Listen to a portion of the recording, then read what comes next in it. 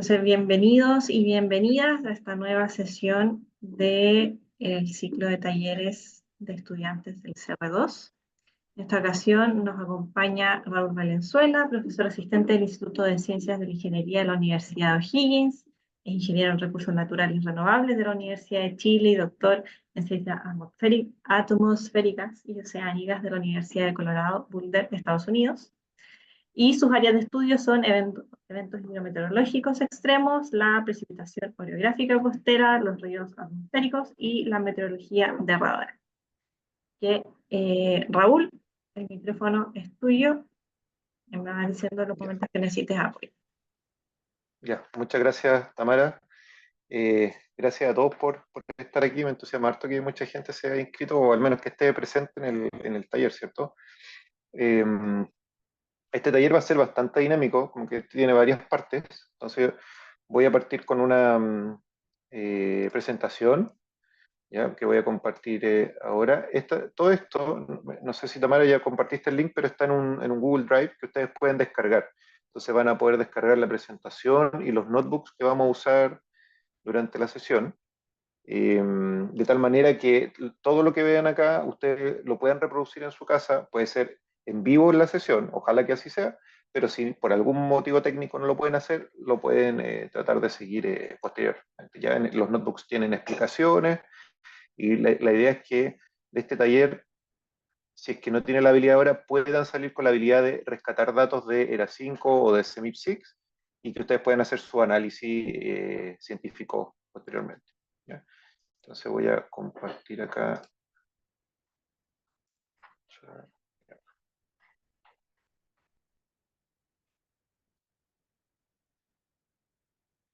Se ve este otro. Siempre me pierdo, no sé cómo hacer que se vea este lado, pero voy a dejarlo así. Ya se, se ve grande.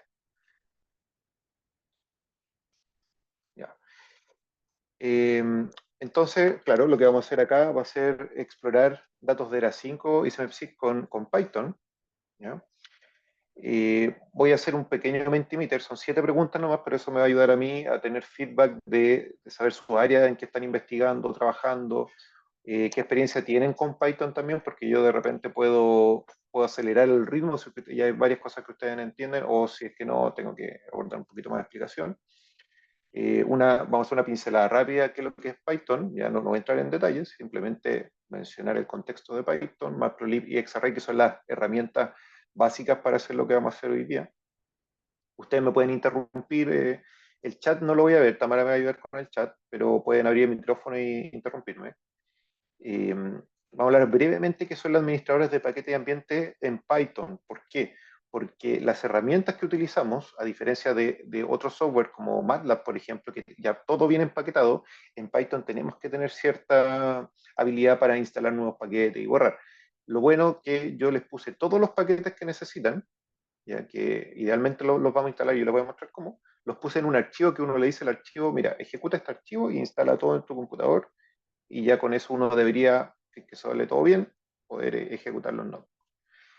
Voy a hablarles también sobre el ERA5 y qué vamos a hacer con la exploración y semixes. ¿No? Entonces, para el Mentimeter, tienen que ir a menti.com y ahí está el código que vamos a usar. ¿Ya? Que lo estoy cargando mientras tanto.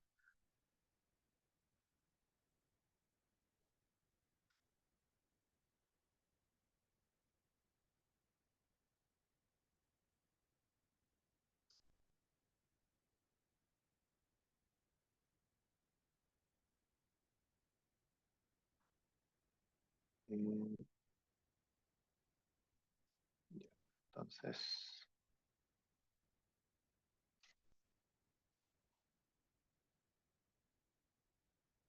voy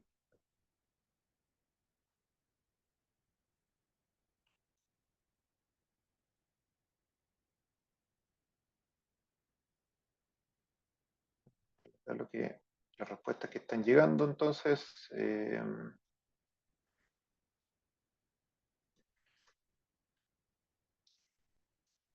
ya.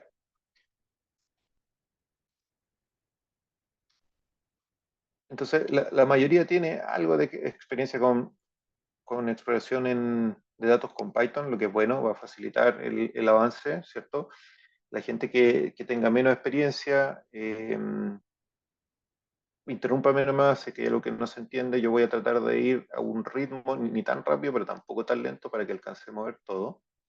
Entonces, la mayoría tiene un poquito de experiencia y hay un porcentaje, vale, una fracción importante que tiene bastante experiencia. En la segunda pregunta, ¿qué es una terminal? Lugar donde se inscriben instrucciones, perfecto, ya la mayoría entiende que es una ventanita que vamos a abrir, vamos a ingresar instrucciones y el computador va a ejecutar esas instrucciones, que es parte esencial de lo que tenemos que hacer para poder acceder a estos datos CMIP y ERA5. O sea, si lo vamos a hacer con Python, sí hay que usar la terminal en algún minuto.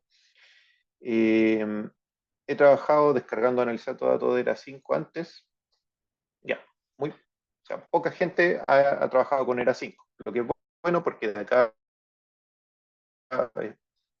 muy probablemente van a sacar un delta que les va a ayudar después a hacerlo de manera autónoma. De SMIP6 prácticamente nadie, perfecto, aquí vamos a aprender todos cómo se hace. Yo para efectos de este taller, yo en algún minuto descargué datos MIP6, como les voy a mostrar ahora, pero yo no diría que soy un experto, ya sé algunas cosas en general y yo creo que les va a ayudar a ustedes a progresar en ese sentido. Así que vamos todos a aprovechar este taller. Ya, esto está interesante, hay poca gente en ciencia atmosférica, una persona en oceánica, dos en geofísica y la mayoría en otra. Podría haber puesto una cajita ahí para que me dijeran qué otra, pero me interesa ahí saber qué otras áreas están presentes o representadas ya. Interesante. Ya, poder aumentar mi capacidad de análisis de datos, bien, aprender a trabajar con datos climáticos, aprender a usar nuevas herramientas, aprender sobre datos ERA 5, comprender las diferencias, similitudes, ventajas y desventajas de ERA 5 y SMIP6, muy bien, si es parte de lo que voy a discutir hoy día. Familiarizarme con Python y la utilidad que puede tener para aplicarlo en mi ámbito científico. Súper bien, si alguno de ustedes tiene nada de experiencia en Python, posiblemente ya con el hecho de ver cómo voy ejecutando las cosas y lo que vamos haciendo ya les va a ayudar y les va a servir como un paso para que ustedes puedan ingresar al mundo de Python. Si ya utilizan MATLAB, la curva de aprendizaje no debería ser tan fuerte, pero hay diferencias que son importantes. Habilidades para poder ocupar de una manera práctica los datos criados en clima, aprender más de administradores de paquetes, ya súper bien, y saber sobre SMIP6, herramientas que puede aplicar en futuras investigaciones, aumentar la comprensión utilizando Python, perfecto, tener luces de cómo ir descargando SMIP6, ya, súper bien, captar elementos generales, obtener una introducción a cómo descargar datos, conocer cómo trabajar con datos climáticos. Bien, si hoy en día en el mundo que vivimos hoy, la facilidad que tenemos para conseguir datos es tremenda. Entonces muchas veces nos faltan instancias como esta que sabemos, por dónde partir, ¿cierto? Esto es lo que necesito descargar, esto es lo que necesito instalar y esta es la manera con la que yo puedo acceder y yo creo que todo eso lo vamos a ver. Ya, la mayoría de UChile, algunos UDEC, UH, UChile, de la Católica y Universidad de la Frontera. Perfecto, súper bien. Esto lo voy a dejar a un lado. Muy contento con ese Menti, creo que ya sé más o menos para dónde vamos a apuntar. Entonces, tenemos este mundo de Python, Matplotlib y Xarray. Python va a ser el lenguaje base que va a permitir utilizar la otra herramienta. Es el lenguaje de programación propiamente tal. Nosotros podemos usarlo para análisis de datos, pero podemos usarlo para hacer páginas web, para conectarnos con un servidor, para levantar un servidor, etcétera, etcétera, para hacer aplicaciones, para hacer web scraping, esto significa agarrar datos de una página web y descargarlo a nuestro computador para análisis, etc. Es multiparadigma porque podemos usar programación orientada a objetos, programación funcional, etc. Varias maneras de que uno puede ocupar Python. Sus primos cercanos son MATLAB, R y Julia, probablemente hay otros también, pero los más conocidos están ahí. La sintaxis en comparativa con R, yo diría que es distinta. Hay varias cosas que R ya trae por defecto que uno las puede llegar a usar y en Python hay que cargar esa librería antes de usarla. y con MATLAB probablemente tiene más similitud. Pero MATLAB, por ejemplo, no permite hacer muchas cosas que Python sí puede. Tenemos distintos tipos de datos, los enteros, los strings flotantes, las listas, diccionario y tupla. Las listas, diccionario y tupla son para juntar más tipos de datos, ¿cierto? Es como para aglomerar, crear el conjunto de datos. De hecho, en el ejemplo que vamos a ver de CMX6, vamos a ver que nosotros descargamos un diccionario con los datos que después vamos a utilizar o que podemos descargar a nuestro computador. Entonces ahí vamos a ver el concepto de diccionario. Tenemos control de flujo, tenemos palabras claves para hacer bucles, funciones y, como les dije, programación orientada a objetos. En Python, la librería base o el lenguaje base permite hacer varias cosas, pero es muy limitado. No nos va a permitir hacer mucho análisis de datos. Podríamos hacer algunas cosas, pero no está diseñado para eso, ¿cierto? Es multipropósito. ¿Ya? Por lo tanto, nosotros tenemos que importar estas librerías y eso lo hacemos con el import, que lo vamos a ver en el notebook. Las librerías que normalmente son utilizadas para explorar datos son Pandas, XArray, para machacar los datos, ¿cierto? Y Matplotlib y Proplot, que se usan para visualizar. Matplotlib probablemente es la librería más extendida. Hay otras que permiten hacer gráficos interactivos. Hay un montón de desarrollo. Quizás deben haber unas 20 librerías o quizás 15 librerías hoy en día que permiten hacer distintos tipos de visualizaciones.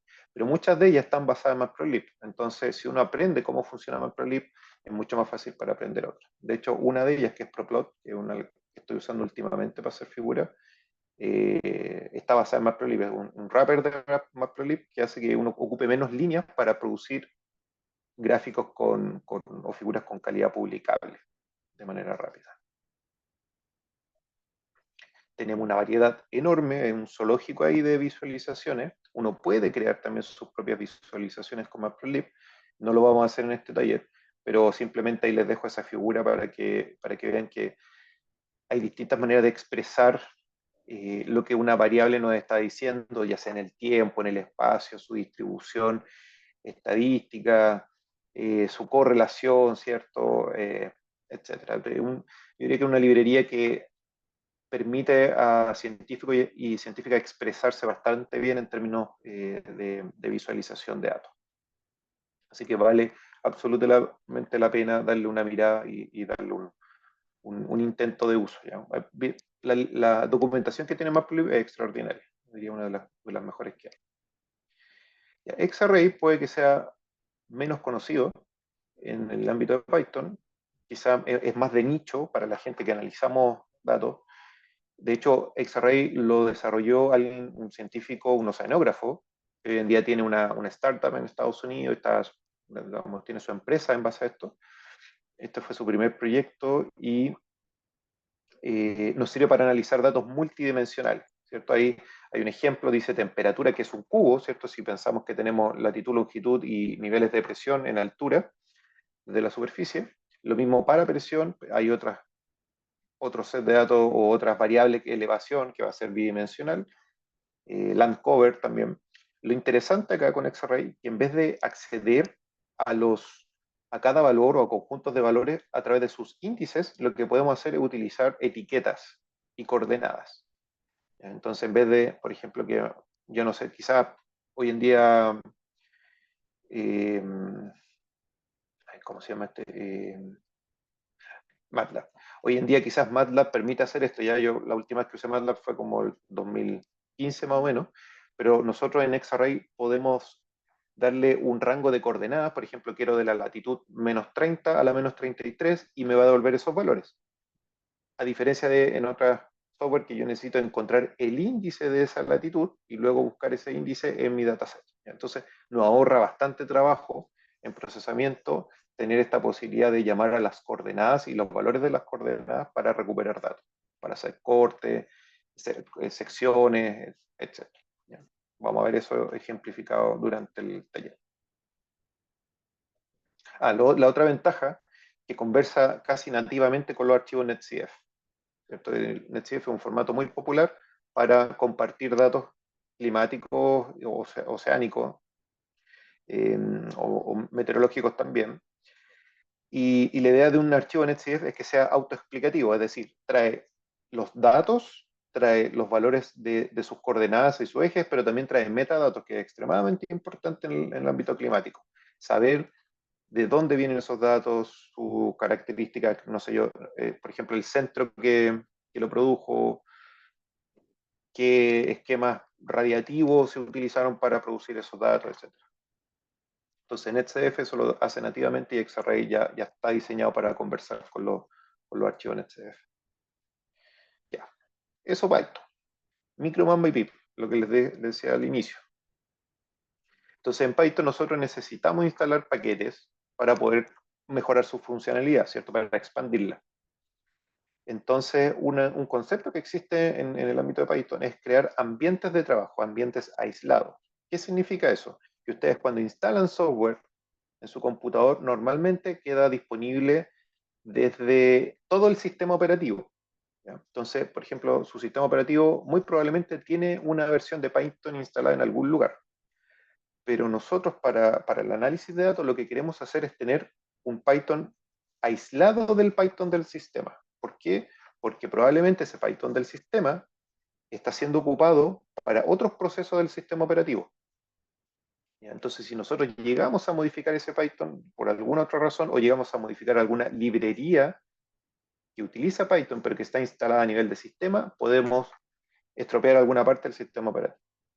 Entonces, la práctica que se recomienda es siempre trabajar con ambientes de trabajo. Y ahí podemos instalar la versión de Python que nosotros queramos y la versión de los otros paquetes que vamos a utilizar que nosotros queramos. Entonces, Micromamba nos ayuda justamente a hacer esta tarea. Es un administrador de ambientes y también de las librerías de Python que voy a instalar. Hay otro paquete que se llama pip, que también me sirve para instalar librerías de Python. La única diferencia entre los dos es que Micromamba instala librerías que ya vienen compiladas para el sistema operativo que yo estoy utilizando, y pip que toma el archivo raw, ¿cierto? Como el código, y lo compila una vez que baja mi sistema operativo. Los dos son multiplataformas, ¿cierto? Funciona para Windows, Linux y también para macOS. Hay una pregunta en el chat, que si es que hay ¿Ya? alguna ventaja ¿Sí? o desventaja entre estos administradores y Conda. Ya, Conda fue muy popular por mucho tiempo.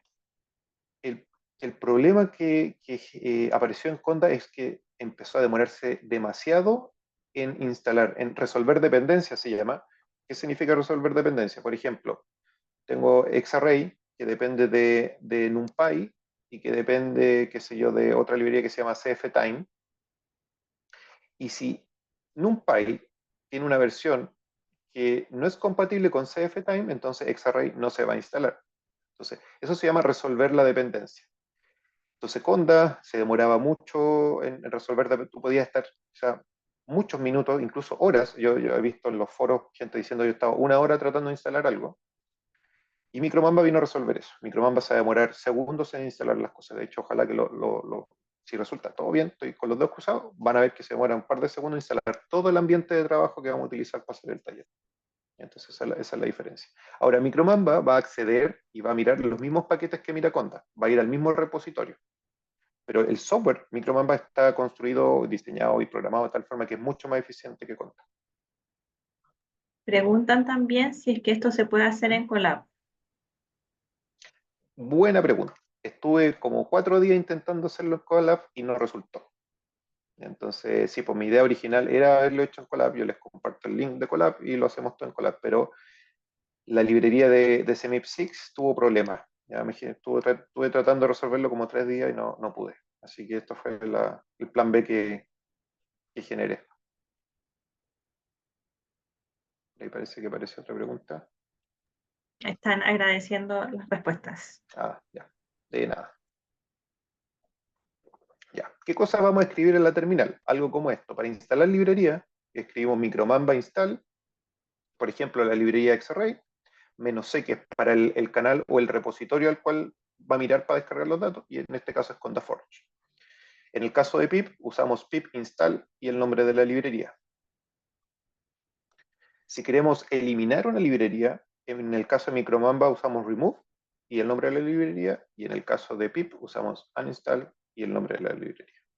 Entonces, instalar, desinstalar. Ya, lo que vamos a hacer acá nosotros es crear un ambiente también. Entonces, para crear un ambiente de trabajo, que eso, en estricto rigor, crear un ambiente es una carpeta, un directorio que se crea en el directorio de Micromamba y donde va a ir instalado todas las librerías y el Python que vamos a instalar. Ustedes pueden tener todos los ambientes que quieran en su computador. ¿Ya? En teoría no hay límite. Quieren tener 1000 ambientes distintos, pueden tener 1000 ambientes distintos. Ahora tienen que pensar que cada ambiente está aislado, es decir, van a empezar a ocupar el disco duros por cada ambiente que instalan. ¿Ya? No es que un ambiente va a compartir, si tengo NumPy en ambiente 1 y NumPy en ambiente 2, no se comparten los NumPy. Los dos, eso significa que han instalado dos veces NumPy. Y eso es justamente para evitar que haya colisión entre las librerías. Entonces los creamos con env create, -n es por el nombre, y ese es el nombre del ambiente, y tengo que activarlo. Yo una vez que lo creo, luego tengo que activarlo, digamos, llamar a mi sistema ese ambiente con el que voy a trabajar, para que quede activado. Y ahí voy a poder acceder a ese Python y a esas librerías. Si yo tengo ambiente 1 y ambiente 2, ¿ya? Y digamos que en ambiente 2 tengo las librerías del CMIP6, y ven, oye, pero ¿por qué me falla si yo tengo instalado todas las librerías de CMIP6 en ambiente 2? Muy probablemente es porque todavía no han activado ambiente 2 y están en ambiente 1. Eso es una cosa que yo les voy a mostrar cuando sigamos avanzando. Esto es lo que vamos a hacer acá. Vamos a escribir micromamba env create -n, nombre de taller, taller cerrado, -f es un archivo, -f es por file. Entonces, ese archivo, YAML, ese archivo contiene todas las librerías que vamos a utilizar. Por lo tanto, yo no necesito ir instalando una por una, como lo vimos hace unos segundos, sino que ahí está todo. Y van a ver que eso se debe demorar unos 10 segundos, 15 segundos en instalar todo. Esto va a depender también de la velocidad de internet que tenga. Y vamos a activar entonces ese ambiente con Micromamba Activate Taller CR2. Ya. Les dejo ese link que en el PDF para que vean más sobre ambiente. Está muy bien explicado y hay mucha más información de la que yo les mostré acá. Pero pueden aprender a manejar otras cosas también de los ambientes. Ya. Era 5. ERA 5 es el estado del arte en reanálisis atmosférico. ¿Qué significa eso? Bueno, un reanálisis atmosférico, para la gente que no sepa, es una combinación óptima entre un modelo numérico, un modelo que simula la atmósfera. No sé si ERA 5 tiene un componente oceánico muy fuerte, pero sí atmósfera y superficie de la Tierra. Entonces está este modelo numérico y también las combina con observaciones que se tomaron respecto al estado de la atmósfera y el estado de la superficie de la Tierra a través de un proceso matemático que se llama asimilación de datos. Por eso se habla que es un óptimo. Tiene ventajas de ambos mundos, porque permite tener espacializada una variable continua, de manera continua, versus las observaciones que son discretas, ¿cierto? Tenemos estaciones meteorológicas en algunos puntos, o tenemos algunos radiosondeos en algunos puntos. El reanálisis va a tener la visión completa. Y la observación ayuda a mejorar los valores que entrega el reanálisis, de manera que no ande tan perdido respecto a la realidad. Lo mantiene el Centro de Pronóstico Europeo, tiene una latencia de 5 días, y ahí yo les puse esa cabecita ¿cierto?, de Blondmind, porque la cantidad de información que manejan ellos, tienen enormes servidores que permiten hacer esto en una fracción de tiempo y en tiempo real. Y una latencia de 5 días, no sé, para la gente que entienda estas cosas es una brutalidad lo que pueden hacerlo con ese nivel de latencia. ¿Ya? Es tremendamente importante. O sea, en 5 días más van a poder tener el estado de la atmósfera en todo el mundo, ¿cierto?, que hubo hoy día. Eso significa 5 días de latencia. Hoy en día, cuando empezó el proyecto, partió en el 79, hoy en día ya se fueron hasta 1940. Ahora igual hay que tener ahí una precaución. Cuando usan ERA 5 previo a 1979, hay una razón de por qué partieron ahí. Y la razón es porque en ese año ya empezaron a ver de manera exhaustiva observaciones satelitales. Y las observaciones satelitales, de hecho, para la gente que sabe meteorología, fue una de las razones por qué los pronósticos meteorológicos empezaron a mejorarse, que teníamos observaciones de todo el globo. Entonces, previo al 79, las observaciones satelitales o son escasas o directamente no existían. Por lo tanto, no se pueden asimilar en el sistema del ERA 5. Entonces, ojo ahí, hay que tener cuidado cuando uno mire muy atrás en el ERA 5. Puede que la variable ande más o menos correspondiente con la realidad, pero hay que ser muy cuidadoso. Está el ERA 5 y el ERA 5 LAN. El ERA 5 LAN tiene mejor resolución, creo que es de 0.1 grado, y tiene otras variables más enfocadas a la hidrología, variables de suelo, variables de humedad a distintas capas del suelo, etc. La resolución del ERA 5 es aproximadamente 25 kilómetros, tenemos datos horarios y 37 niveles verticales en la atmósfera. En mi experiencia yo he mirado harto precipitación, sobre todo en el área de Concepción y la zona central. Yo diría que el ERA 5 es un buen producto de precipitación, pero como la grilla es de 25 por 25, obviamente está suavizando mucho la señal y por lo tanto pics de precipitación normalmente no salen. Sin embargo, los timings, como los inicios de la lluvia, muchas veces tiene mucha correspondencia con los inicios de la lluvia real. Y eso es notable en este reanálisis.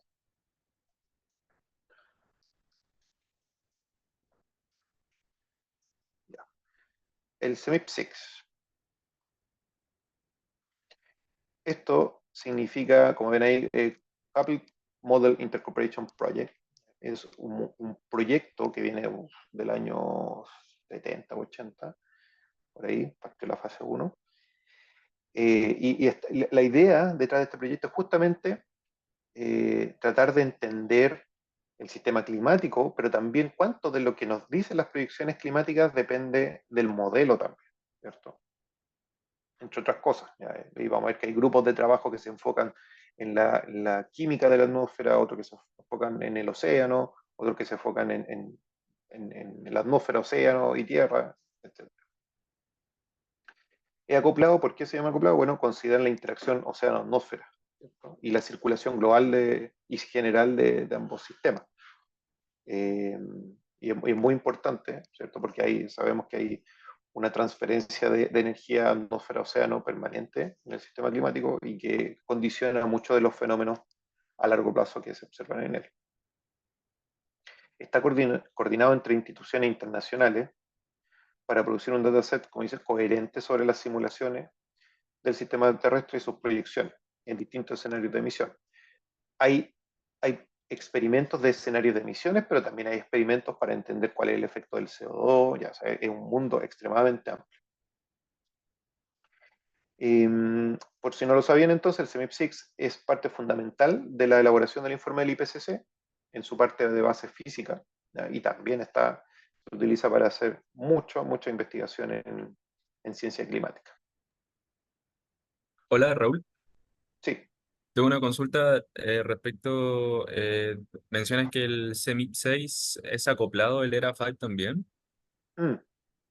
Eso es lo que tengo la duda, ¿ya? Porque yo sé que el ERA 5 tiene salida oceánica, creo que hay una que se llama altura de la ola, pero me da la impresión de que no es acoplado. ¿En qué sentido? En que está tratando de determinar, dada la rugosidad o algunas propiedades físicas del océano y la velocidad en superficie, cuál podría ser la altura de una ola. Pero no está intercambiando, hasta donde sé yo, y pues si alguien acá me desmienta, no está intercambiando energía y momento como lo hace un modelo del CMIP6. ¿Ya?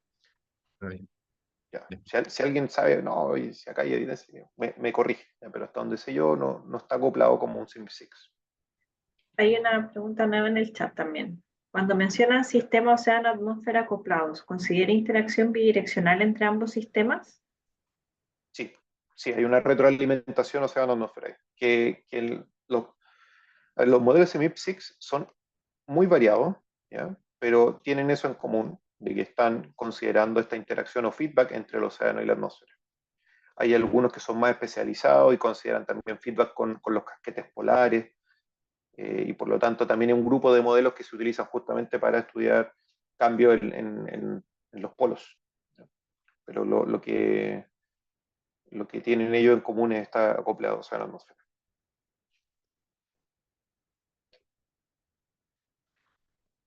Voy a continuar. Entonces, hoy en día tenemos un montón de modelos, vamos a ver ahí cuántos, son muchos. Hay modelos más completos que en las fases anteriores.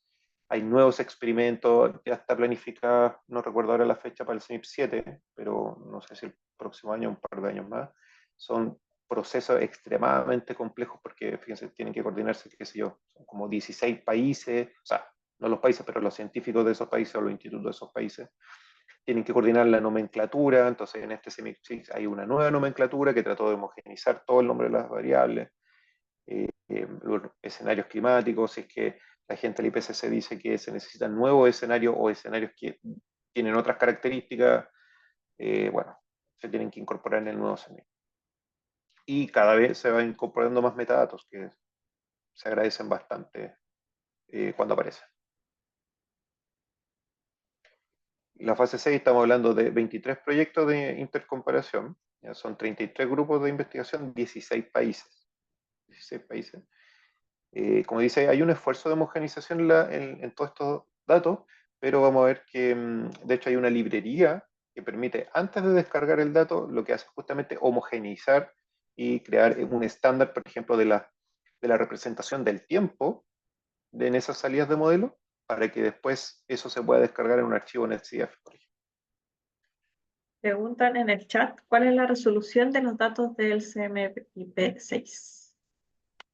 Es variable, ¿ya? Es variable, algunos están 1 grado, 2 grados, va a depender del modelo, pero me parece que ninguno baja de 1 grado. Y ahí en tiempo, me parece parte en 1850. Vamos a ver ahí justamente, cuando descarguemos el dato, vamos a ver en qué fecha parte. Bien. Eso es todo. Manos a la obra entonces. No sé si hay alguna pregunta antes de cambiar. Parece que no. Hola, Ya. disculpa, me quedó una duda. Ah, Camila, Hice sí. la pregunta con respecto a la resolución, porque era ¿Mm? 5 tenía como una resolución de 9 kilómetros, entonces ahora cuando me dices de grados, como, porque esto Ah, trabaja con ya. temperatura, pero quería saber cómo la resolución Pero pixel con la sí, que pero era trabaja. 5, probablemente el ERA 5 Lambda, debe ser de 9 kilómetros.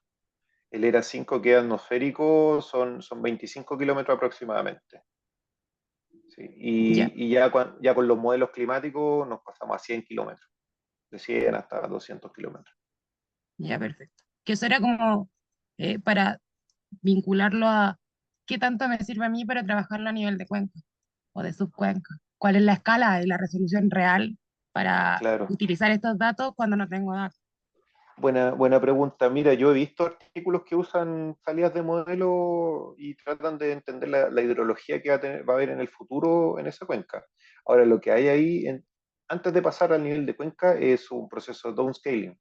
Puede ser un downscaling estadístico o físico, pero me extrañaría que alguien use la salida nativa de un modelo climático para estudiar una cuenca. Yo creo que va a ir sí o sí alguna técnica para poder reducir o aumentar la resolución espacial.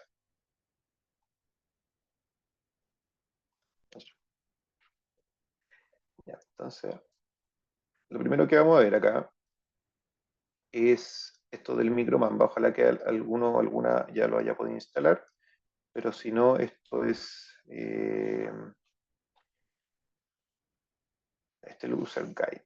Este no es micromamba install. Si utilizan macOS es simplemente brew install micromamba, pero si no, tienen que tener instalado ante el brew. Y para, para la gente de Linux, ¿cierto? Sería el core. Tienen que copiar y pegar esto y se demora, qué sé yo, unos 10 segundos, 15 segundos en instalar todo. De nuevo, va a depender de la velocidad de internet que tenga. ¿Ya? La gente de Windows, acá hay unas instrucciones de Windows. Si ustedes son usuarios, alguna acá es usuario de Windows, en Windows pueden instalar algo que se llama, no sé si alcancen ahora por el tiempo, pero se llama Windows Subsystem Linux. el WS, lo que hace este sistema es instalar Ubuntu en Linux. Es como que queda dentro de Ubuntu, queda dentro de Windows. Y ahí pueden ejecutar exactamente las cosas como lo vamos a ver hoy. Es como una versión de Ubuntu que se instala. ¿Ya? Entonces, y ahí acá tienen que elegir, obviamente, si tienen un Intel o una RM64, son más antiguos. También en macOS pueden hacer esta instalación. Y una vez instalado eso, ¿ya? Yo acá, como ya lo tengo instalado, probablemente me va a decir Micromamba. Debería decirme que ya claro, está updating el Homebrew, me va a decir, no, esto ya está instalado. O lo está actualizando. Entonces, teniendo el Micromamba, o Micromamba instalado, ¿ya? Ahí en mi caso está actualizando algunas cosas. Estoy pensando en que no me voy a echar a perder el Micromamba justamente hoy día. Yo creo que lo está actualizando porque hace mucho tiempo que no hacía esto. Entonces, lo que tenemos que hacer es, en la terminal, tenemos que estar en el lugar donde está nuestro archivo YAML. El archivo que vamos a usar para crear el ambiente de trabajo.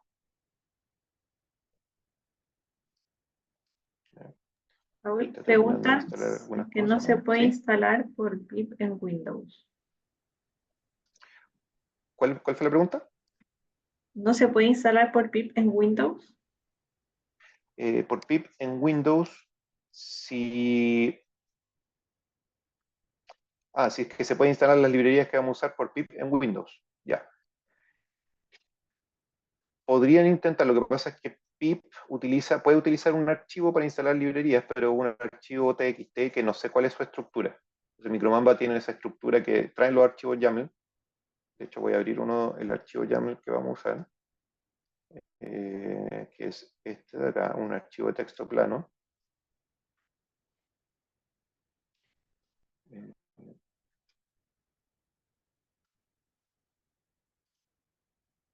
Esto, simplemente. Y dice ahí el canal, cómo se llama el ambiente, acá ese nombre lo pueden cambiar si quieren.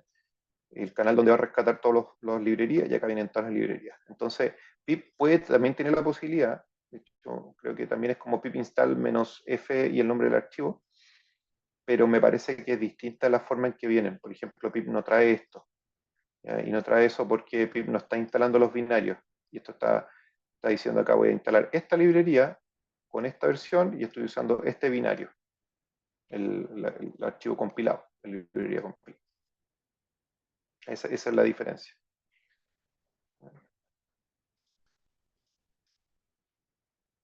Ahí se puso a hacer un montón de cosas, pero lo voy a hacer acá.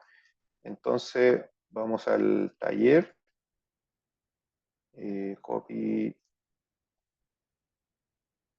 Open terminal. Entonces, yo acá estoy en la terminal y estoy digamos, en el directorio donde tengo mis archivos del taller. ¿Ya? Acá está el YAML.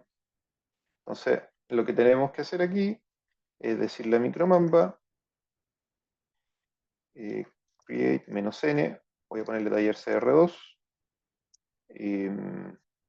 "-f", y semip6. ¿Ya? Esto es lo que tengo que ejecutar.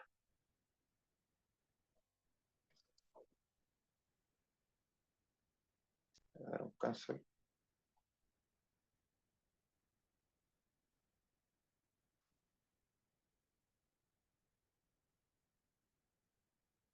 Ya. Entonces, ojo, pero tengo que, y esto es importante, tengo que estar en el mismo directorio donde está mi archivo YAML, porque si no me va a decir que no encuentro el archivo, si yo estoy en otro lugar. ¿Ya? Entonces voy a crear un nuevo ambiente con ese nombre. Acá está haciendo la búsqueda, está resolviendo las dependencias, está encontrando cuál librería se corresponde con cuál versión. Ahí me está indicando que va a instalar eso, y acá me dice si quiero confirmar el cambio, ¿cierto? Si quiero instalar todo esto que me está diciendo que quiero instalar. ¿Ya? Entonces le voy a decir que son 316 paquetes y le digo que sí. Y ahí empieza la transacción. ¿Ya? Esto no debería demorar más de un minuto. Normalmente si son 10 librerías se puede demorar unos 10 segundos. Pero es una mejora sustancial respecto a utilizar Conda. En Conda podríamos estar una hora instalando todo esto.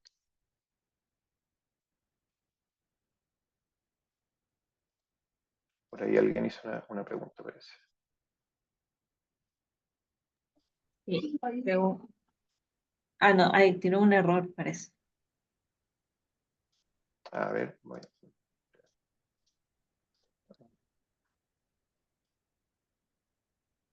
Ya, en Windows, a ver, veo acá cómo instalar. ¿De dónde saco? El archivo YAML está en el. No sé si compartiste, Tamara, el link.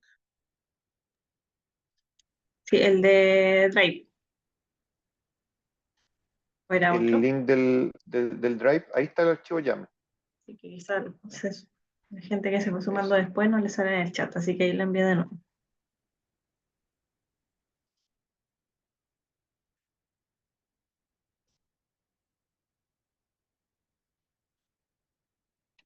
Déjenme comprobar que todo salió bien acá. Entonces, Micromamba en list. Yo tengo muchos ambientes de trabajo. Y acá está el último, entonces, taller CR2. Entonces, para cambiarme a ese ambiente, digo Micromamba activate taller CR2. Fíjense que acá en la terminal les va a aparecer un nombre de ambiente. Micromamba, yo le puedo decir list, es otro comando que me sirve para ver las librerías que tengo instaladas. Como ven, ahí están todas esas librerías instaladas con sus versiones. Ya. Oye, había otra pregunta acá. De cómo instalar Micromamba en Windows. En Windows estaba la instrucción acá. Claro, Micromamba en Windows. En Windows es más complicado. Y hay que hacer más cosas como las que salen acá. Invoke request, como medio. Lo que les comenté que con Windows no les puedo dar mucha ayuda. ¿Ya? Posterior a este taller, si ustedes tienen alguna duda, me pueden escribir, oye Raúl, explicaste esto. Y aquí, por ejemplo, esta misma me perdí cómo era. Pero yo lo que sí les voy a poder ayudar es que ustedes tienen este sistema, el WSL, que es Ubuntu dentro de Windows. ¿Ya? Porque ahí va a funcionar igual como si estuviera en macOS o en Linux. Pero, por ejemplo, el PowerShell tiene otros comandos que son distintos a los de Linux y macOS. Usan esta cosa que se llama invoke web request. Usan otros comandos, son distintos. En Linux y macOS van a ser los mismos. Sí. Profe, en mi caso Sí. estoy con Mac ¿Ya? y lo intenté instalar con Brew, el ¿Ya? micromamba, y se queda pegado en Puring. Y entiendo Ya. que se descargó, pero se está instalando y se queda pegado. Mira, también va a depender de las características de tu Mac, que se demore más o menos. El pooling puede que se demore un rato. No te ha dicho error, así que probablemente Mm. lo está haciendo, lo está procesando. Si por algún motivo te llegase a dar un error, acá hay una opción alternativa, Sí. que es usar curl. ¿Ya? Curl está en el sistema. Curl es una aplicación que sirve para descargar cosas. Ujú. Ok, pero sí se puede demorar bastante. Ok. Sí, sí, el Brew puede ser medio demoroso. Sí, Ahí, eso. sí. En todo caso, luego de instalar, lo siguiente que hicimos, bueno, esto va a quedar grabado, si es que me acuerdo bien. Sí, eh, ya, luego del Brew o de la instalación, lo que hicimos fue, teniendo el archivo YAM en nuestro sistema, ejecutar esto, micromamba mcreate. Instalamos el micromamba, ejecutamos el mcreate con el nombre del taller y el archivo del cual va a rescatar las librerías, y luego activate, para estar en el ambiente de trabajo que tiene todas estas librerías. Estamos un paso más cerca de llegar al objetivo. Entonces, una vez que estamos en nuestro ambiente de trabajo, estamos en nuestra carpeta, lo que vamos a hacer es escribir Jupyter Lab.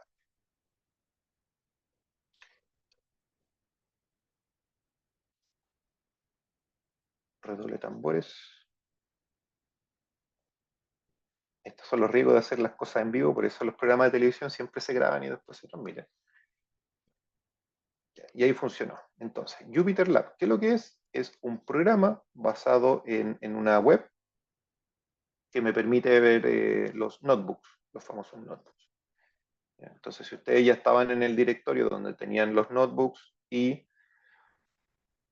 las cosas que estaban en el Google Drive, entonces van a ver este browsing de los directorios y nosotros lo que vamos a partir haciendo es la exploración del ERA 5.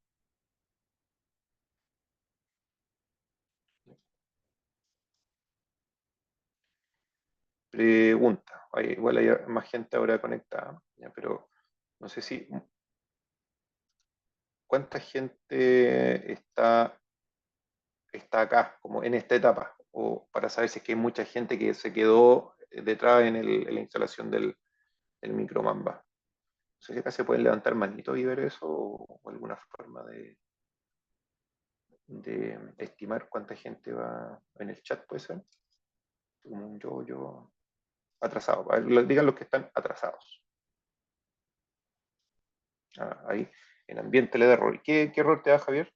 ¿Qué mensaje te da?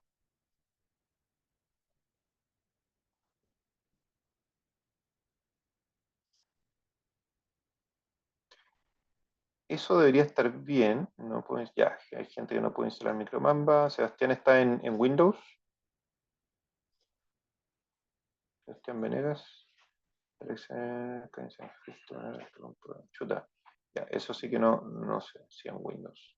Ya, Sebastián, te sugiero entonces para que puedas completar por último de manera posterior esto, e instalar el WSL, ya, Windows Subsystem Linux se llama.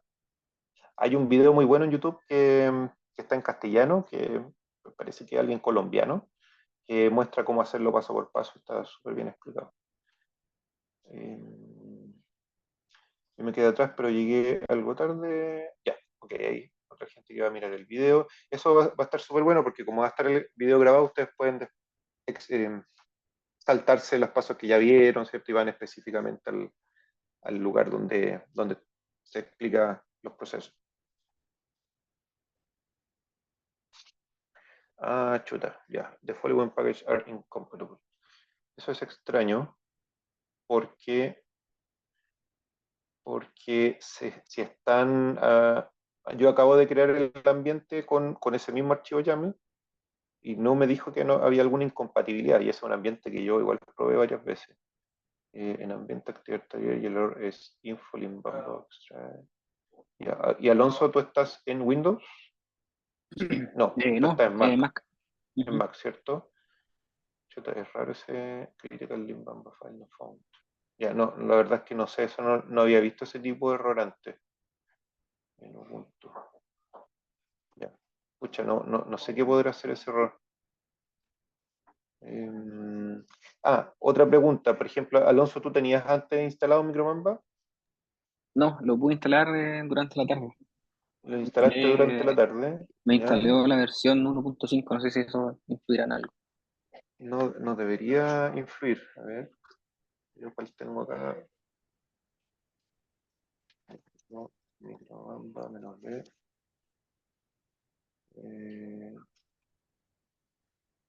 1.5.10. Sí, la misma versión me instaló a mí, No, al menos en el computador. no lo sé, la verdad. Ya, y es como un típico cosa que uno agarra el error Limbamba y lo pega en Stack Overflow a ver qué es lo que es. O sea, hay file not found, como que lo que está diciendo es que no encuentra el lib Mamba, como que hubiese quedado mal instalado el Mamba, el micro Mamba por alguna razón. ¿Hiciste Brew o lo hiciste del core? No, Brew. Brew. ¿Alguien más que lo haya instalado de Brew que le haya resultado? Que diga, a mí me resultó instalarlo del Brew. porque potencialmente puede ser el brew el que tiene el problema.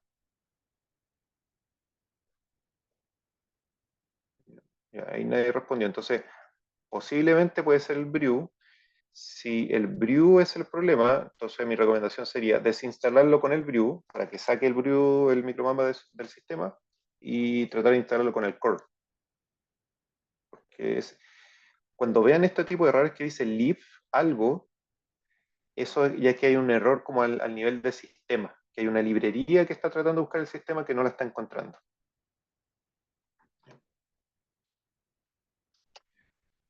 Ya, voy a continuar igual, ya, para no atrasarnos tampoco mucho. Entonces, ya, exploración del ERA 5. Acá hay hartas cosas que están escritas, ustedes después las pueden leer con más cuidado. Entonces, para ir ejecutando esto, a la gente que lo puede ir ejecutando, y la que no lo va a poder hacer después, en macOS al menos, pueden usar el Shift, el botón Shift y la tecla Enter para que se ejecute. ¿Ya? Les va a aparecer una estrellita. Vamos a ver ahí. Les va a aparecer una estrellita que significa que está pensando. ¿Ya? Y normalmente piensa harto cuando se importan las librerías al inicio, pero después si yo vuelvo a importar ya se demora menos. La primera ejecución se demora más. Y luego lo que hacemos, voy a igual aprovechar de seguir explicando, lo que vamos a hacer acá en este caso es utilizar una nueva versión, no una nueva versión de ERA 5, sino una nueva fuente del dato. Que en este caso está prohibido por el Google Storage. Por eso ven acá una URL que dice GS. Entonces lo que va a hacer Xarray, vamos a utilizar Xarray de las cosas que estoy importando acá, ahí está Xarray, lo que va a hacer es utilizar esta función OpenSAR, y OpenSAR lo que hace es tomar esta URL y conectarse a un servidor de Google Storage. Ese servidor de Google Storage tiene el ERA 5, lo tiene todo unido, o muchas de sus variables, no sé si es exactamente todo, pero muchas de sus variables, en un solo archivo, y uno lo que va a hacer, o lo que vamos a hacer acá, es conectarnos allá, consultar ese archivo, y lo que hacemos en una primera parte es rescatar los metadatos de ese archivo. No vamos a trabajar inmediatamente con los datos. Una vez que tenemos el dato que nosotros exactamente queremos, ahí recién vamos a empezar a descargar. Y ojo que los vamos a descargar en la memoria. Eso tiene una ventaja y una desventaja. La ventaja es que puedo rápidamente explorar el ERA 5 completo en todas sus variables y ver si es que me sirve esa variable, si es que esa variable se ve, qué sé yo, cuál fue el valor de la temperatura durante una semana particular. Eso normalmente son consultas que se hacen al servidor que se demoran, qué sé yo, 30 segundos. La desventaja es que yo no puedo, o sea, podría potencialmente analizar todo el dataset, sí, pero se demoraría mucho. Entonces, en esos casos, cuando uno necesite, digamos, yo quiero mirar todo Chile o todo Sudamérica entre el 1940 y el 2023, ahí mi sugerencia es tomar la otra approach, ¿cierto? La aproximación, que es la clásica, que es ir al CDS, que lo voy a mostrar al final, ir al CDS, descargar los datos y desde ahí trabajarlos. También los pueden trabajar con Xarray. ¿Ya? Entonces, este código que está acá lo que hace, como les digo, es conectarse al Google Storage y crea este objeto que se llama como un Google Storage, tiene otro nombre. No sé por qué se está demorando tanto en este caso. Quiero ver si es que tengo algo acá corriendo.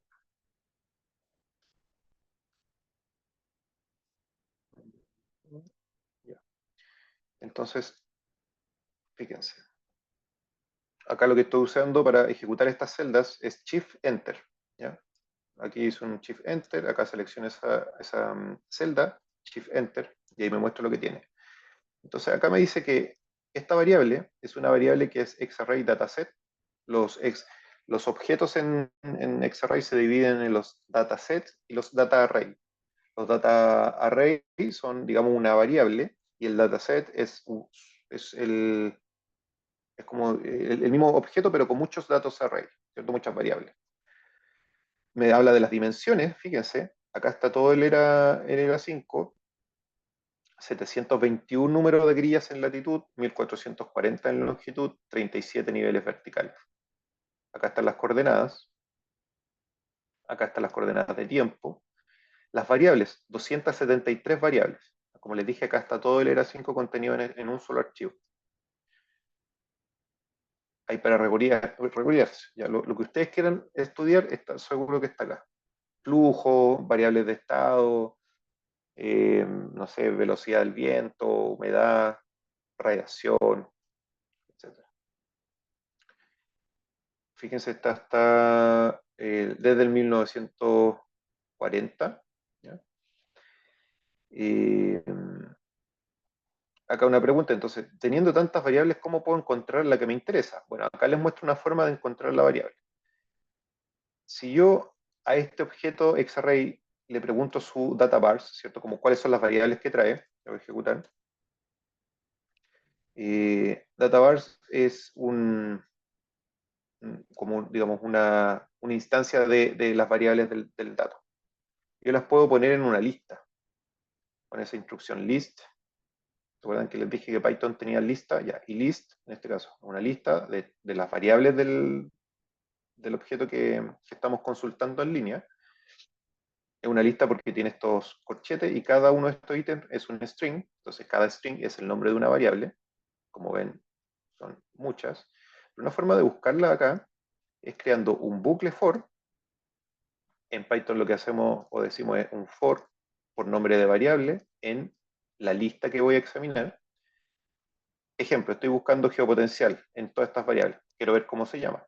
Entonces, si encuentro la palabra geopotencial en cada una de esas variables, imprima la variable. Eso es lo que le estoy diciendo ahí. Shift Enter para que lo corra y me dice ya. Todas estas variables tienen el nombre geopotencial adentro. Geopotencial de la superficie, etcétera, etcétera. Y ustedes están interesados, por ejemplo, en temperatura. Temperatura. Ahí, si yo cambio geopotencial por temperatura, me muestra que todas estas son las variables que de alguna u otra manera tienen la temperatura dentro de su dominio. Hay una pregunta por ahí. Ya. Sí, en este minuto, como dice Javier, la pregunta es si son descargadas. En este minuto no estamos descargando la variable. En este minuto estamos descargando solamente metadatos. ¿Ya? Cuando hacemos una operación matemática o cuando queremos hacer la figura, ahí recién va a ir a descargar. Entonces, ¿qué nos beneficia eso? Que podemos estar explorando el dataset sin necesidad de perder tiempo en descargar el dataset. Lo vamos a descargar solamente cuando necesitamos hacer una operación. Eso es una ventaja grande porque si lo hacemos de la manera habitual, tenemos que ir al CDS, de nuevo lo voy a mostrar al final, tenemos que ir al CDS, uno elige los campos que quiere descargar y luego entra a la cola de descarga y luego entra a la descarga. O sea, hay un tiempo muerto ahí bastante grande. Versus esta opción que yo puedo ir explorando el metadato, cuando encuentro lo que necesito, puedo mirar quizá una semana de datos, y si es lo que me sirve, entonces ahí hacer una descarga más grande en el CDS. Esa es una estrategia. ¿Ya? Ya, ningún problema. Entonces, como les digo, si quieren saber específicamente el nombre de la variable, cambien acá el nombre de la variable, corren esta celda y acá les va a decir todo lo que viene con esa variable. Entonces, por ejemplo, de todo el dataset, hagamos un recorte entre 30, 35 sur y entre 73 y 69 de longitud. La coordenada de longitud viene de 0 a 360, por lo tanto, si yo quiero hacer el recorte entre menos 73 y menos 69, tengo que indicarle que el slice, ¿cierto? El recorte que voy a hacer va a ser entre 360 menos 73 y 360 menos 69. Voy a elegir un solo paso de tiempo, el 1 de junio de 1940. Acá estoy usando la función cell. Xarray también tiene otra función que se llama iCell, con una I latina acá, eCell, que me sirve para seleccionar, pero por índice. ¿Para qué lo vamos a hacer? Si nosotros conocemos las longitudes, o digamos la caja geográfica que quiero y el tiempo, así que puedo hacerlo por coordenada. Y lo vamos a guardar en data, pero de nuevo acá todavía no tengo el data, es solamente metadata. Entonces fíjense ahora, data tiene dimensiones de 21 por 17 por 37, todavía el volumen entero, aunque lo que hicieron acá esta gente, yo creo, y después lo pueden confirmar ustedes, es que nosotros les vamos a pedir temperatura en superficie, ¿ya? Y me parece que igual se mantiene este nivel 37 y temperatura en superficie debería ser un solo nivel, no los 37, ¿cierto? Si llama temperatura del aire, ahí sí son 37 niveles verticales. Claro, acá simplemente hice un recorte de latitud, longitud y tiempo, entonces me vuelven a aparecer las 273 variables. Pero las dimensiones geográficas y de tiempo son más pequeñas.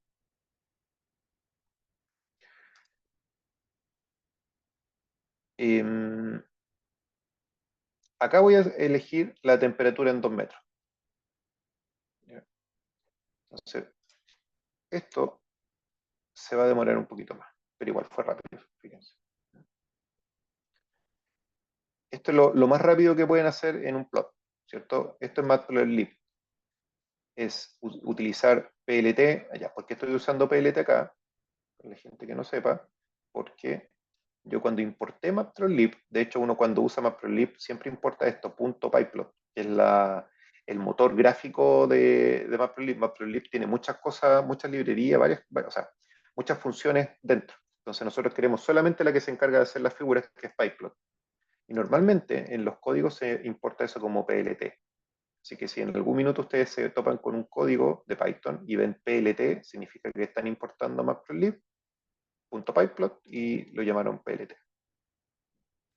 Yo creo que hay unas 4 formas de hacer figura en Matplotlib. Yo normalmente utilizo esto. De Pyplot utilizo subplots. Eso me devuelve una instancia de figura y una instancia de eje.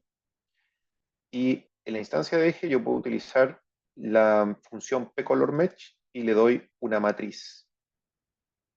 ¿Ya? Le doy una matriz y esto es lo que hizo ahora. Cuando hizo esto, ahí sí hizo la llamada a los datos. Tuvo que descargar el dato para poder hacer la visualización.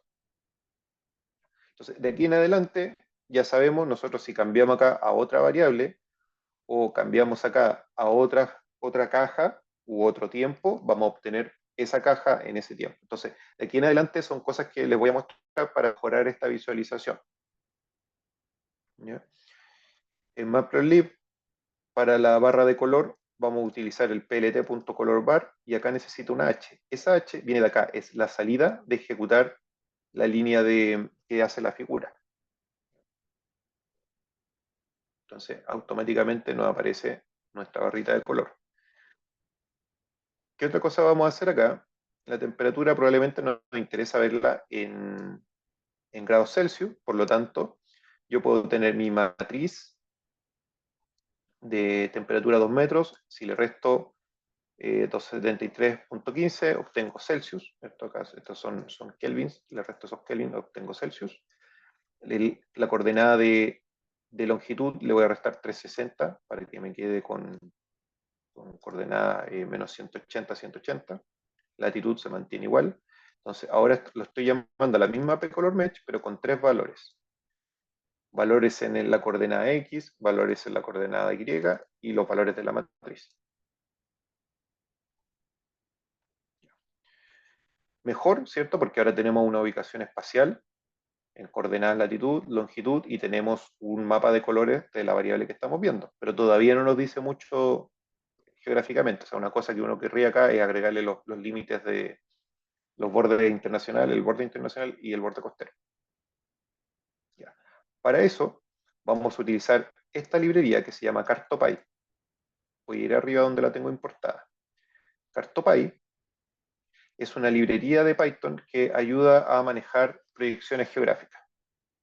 Y aparte tiene funciones para agregar líneas de costa y bordes internacionales. Entonces se importa como cartopy.crs, lo vamos a llamar ccrs, y después también vamos a utilizar algo que se llama feature. Entonces eso lo importamos con cfeature, porque viene de cartopy, simplemente por eso. Está acá. Entonces, primero creo una proyección. Cuando ahora hago mi subplot, tengo que agregar esta palabra clave que es subplot keyword o KW. Esto es un diccionario y ese diccionario va a tener un key que es proyección o projection y la proyección que yo le estoy dando. De esa manera pasa de una proyección cartesiana a una proyección geográfica. Esto es lo mismo que teníamos antes. Esto es lo mismo que teníamos antes. Barra de color también la teníamos. Esto es nuevo. Acá, como ahora tiene una proyección cartográfica de Cartopy, yo a esa instancia de eje le puedo agregar un feature, o utilizar el método feature, y con esto lo que estoy haciendo es tomando Cartopy. Cartopy ya tiene dentro de la librería todos los bordes del mundo, los bordes internacionales, entonces puedo agregar desde ahí los bordes internacionales, le estoy dando una propiedad de ancho de línea y un color de línea. Estoy agregando las líneas de costa y estoy agregando grid lines, en ese caso agregan las líneas geográficas, esto de latitud y longitud. Ok, mucho mejor, ¿cierto? Porque ahora ya tengo una ubicación espacial, sé que la metropolitana, para los que normalmente miramos los bordes, tengo que la metropolitana está por aquí, Valparaíso, ¿cierto? La Serena, O'Higgins se ve poquito acá. Uno podría agregarle, superponerle a esto un shape de los bordes de regiones, que sería mucho más completo. No lo vamos a hacer acá por cosas de tiempo. Ejercicios para ustedes después, entonces, prueben cambiando la latitud, prueben cambiando el tiempo, ¿ya? Y agregar un título. Me parece que acá no lo hicimos. Más abajo hay un ejercicio con título, así que ahí van a poder ver cómo se agrega el título.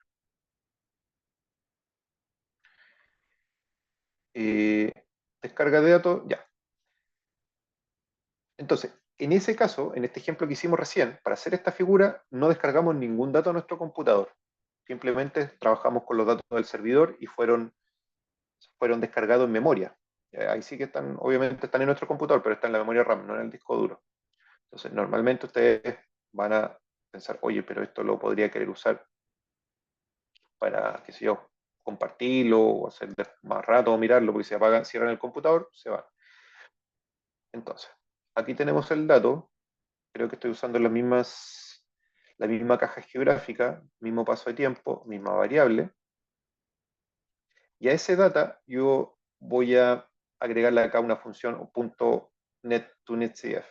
Y le voy a dar un nombre y le voy a colocar una extensión .nc, que es la extensión de archivo que normalmente se utiliza para los archivos netcf. Entonces, veamos acá.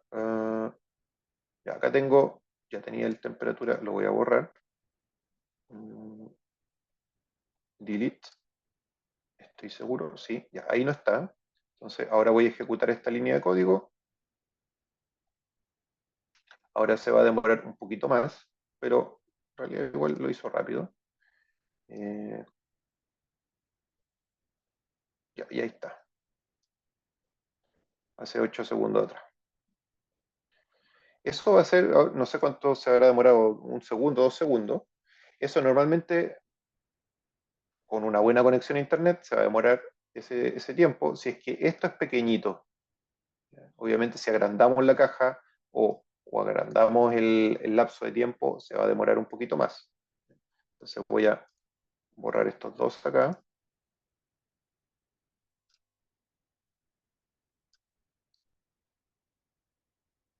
Voy a borrar esos dos. Voy a ejecutar de nuevo este data, pero acá sí estoy haciendo un cambio importante. Mantuve la caja latitud longitud, pero el tiempo ahora lo estoy alargando y voy del 1 de junio al 14 de junio, es decir, 2 semanas. La consulta acá fue rápida. Ahora vemos que tiempo ya no tiene un solo paso, tiene 313 pasos, son las horas dentro de 2 semanas. Si quieren ver, disculpen, si quieren verificar, pueden ir a acá en coordenadas tiempo, abren esta como hamburguesa, y ahí les sale más información sobre el eje del tiempo, las coordenadas del tiempo. Acá en los atributos también está bueno esto porque nos dice que nos confirma que está en Kelvin. Y lo voy a exportar a este que se llama TwoWeek.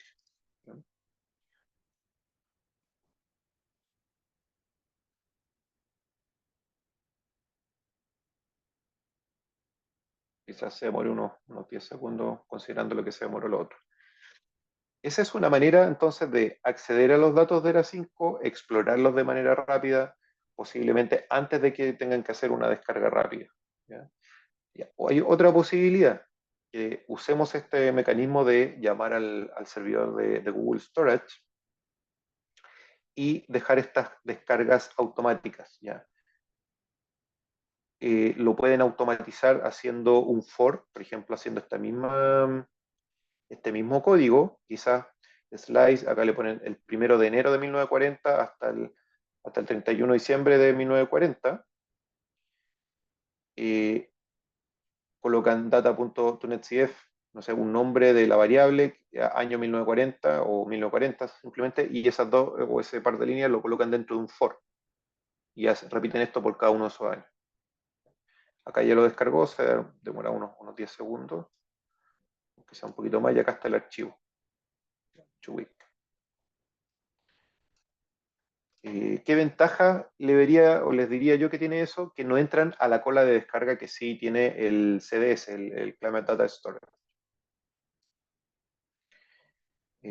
Acá vamos a comprobar que lo que descargamos es efectivamente lo que estábamos viendo antes. Entonces, para abrir con Xarray, ¿cierto? Acá esto es Xarray, función Open Dataset, nombre del archivo.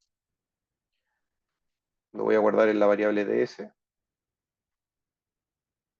Ahí cargó. Cuando se termina de ejecutar una celda, ese asterisco pasa a un número de celda.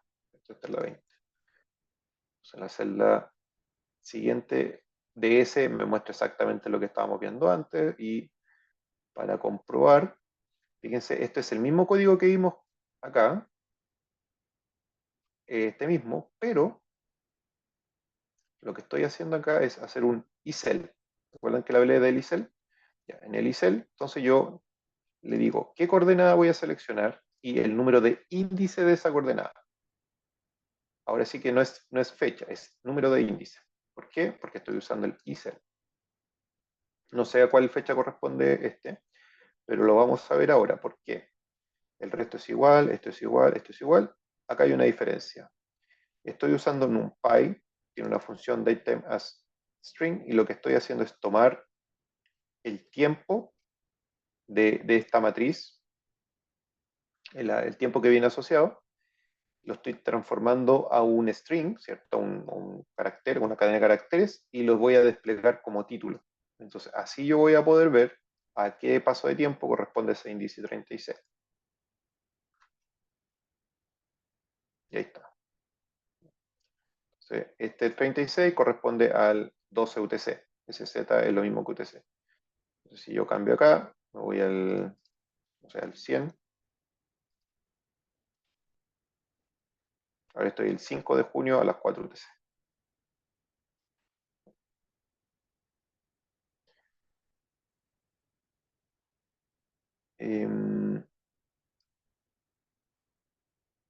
Ya. Eso es para explorar pasos de tiempo individuales dentro de este volumen, ¿cierto? Imagínense que es un cubo. Un cubo porque tiene latitud, longitud y tiene tiempo. Pero yo podría querer calcular el promedio de ese cubo en el tiempo. Entonces, para hacer eso, el cambio que hice acá fue en esta línea. Y acá lo que les dije, que si antes era isel, para seleccionar un paso de tiempo, acá lo que estoy usando es la función min. Min, ¿de qué dimensión? Del tiempo. Entonces, lo que va a hacer eso es reducirme ese cubo a un plano y me va a quedar solamente latitud y longitud. ¿Por qué? Porque estoy promediando en el eje del tiempo. Entonces, acá no van a haber mucha diferencia, ya pues son parecidos los campos, pero se debería ver más suavizado respecto al campo anterior. Por ejemplo, acá hay unos pics de temperatura en el Valle Central de Chile que desaparecen cuando uno los promedia. Podría calcular la desviación estándar también. Acá calculé el min, por lo tanto eso lo reemplazo con STD para la desviación estándar. Y, ajá, ya. Ahí está la desviación estándar de esas 2 semanas que estoy mirando solamente. Algo rápido que vemos acá, baja variabilidad del océano, relativamente alta variabilidad de la temperatura acá en la parte central y relativamente baja variabilidad en la parte cordillerana. Y parece que sube acá en Argentina la variabilidad de temperatura. Bueno, interesante eso porque también nos está hablando parte de la continentalidad que muestra el ERA 5, ¿cierto? La temperatura dentro del continente va a fluctuar de manera más importante que cerca del océano. Ya. Una cosa que normalmente se van a preguntar, la altura. ¿Cuál es la altura que está representando el reanálisis? ¿Cierto? Estamos hablando de una grilla de 25 por 25 kilómetros. Entonces, sabemos que la topografía es mucho más compleja que a una escala del centímetro que a la escala del 25 por 25 kilómetros. Bueno, una forma de ver la topografía que está asociada a la salida del ERA 5 es usando el geopotential at surface, es decir, la altura geopotencial en la superficie de la topografía representada en el ERA 5. Voy a tomar la misma caja, un solo paso de tiempo, voy a guardarlo en data, ahora imprimo data, data me dice que ahora es esta variable, geopotencial en la superficie, dimensiones de 21 por 17, geopotencial, unidades físicas, ¿cierto? Metro cuadrado o dividido por segundo al cuadrado. Nosotros podemos pasar de geopotencial a la altura geométrica, ¿cierto? De la topografía, dividiendo por G, por la aceleración de gravedad, tenemos entonces la altura a la cual va a estar la topografía. El resto queda exactamente igual, sin ningún cambio. El único cambio que hice fue esta opción, que me hace desaparecer las latitudes de acá, de tal manera que no se confundan con las de la barra de color. Entonces van a desaparecer todas esas de ahí.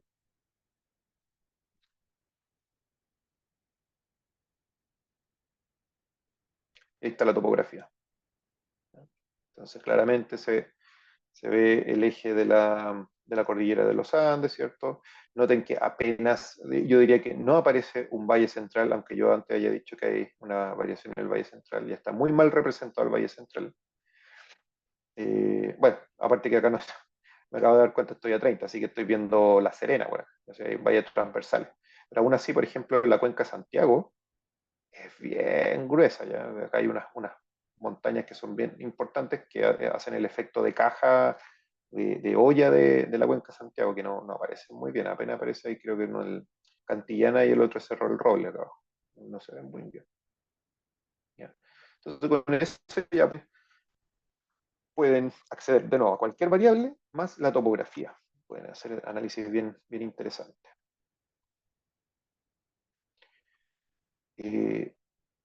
Acá, bueno, este es el link, se lo voy a dejar acá, el link para el CDS, y les dejé las instrucciones que tienen que seguir para descargar datos. Cuando uno lo hace por el CDS, de nuevo, el problema es que uno va a entrar. Cuando manda, le dice submit el request, ¿cierto? De lo que quise, de tipo, cuál variable, cuál caja geográfica, o si quiero todo el globo, de qué año, de qué mes, de qué hora, son muchas cosas que pregunta. Uno envía, ahí recién entra la cola de descarga, que pueden haber 1000 usuarios tratando de descargar, yo no sé cuál es la capacidad que tiene el CDS para absorber el número de demandas paralelas, pero imagínense que hay 1000 personas antes que ustedes, pues que se demoren un día, de un día a otro que empiece la descarga. A mí me ha pasado, por eso se los comento, ¿no? Yo he estado, no sé, pues dejo el script en la noche descargando o el request, y el otro día en la mañana a veces he estado esperando todavía, entonces se puede demorar mucho.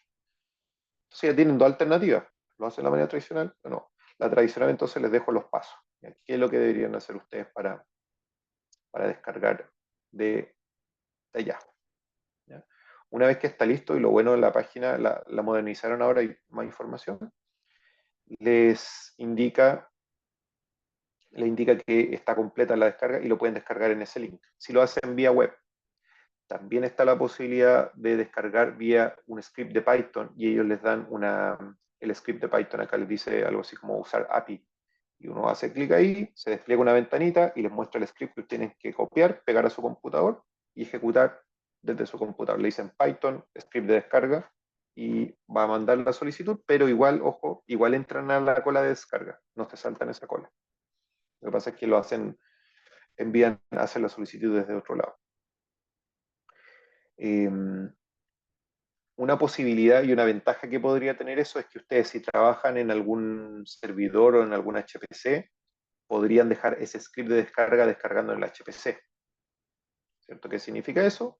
Que yo puedo apagar mi computador tranquilamente, mi notebook, llevármelo, o se puede cortar la luz en la casa y no pasa nada porque el script sigue funcionando en el servidor.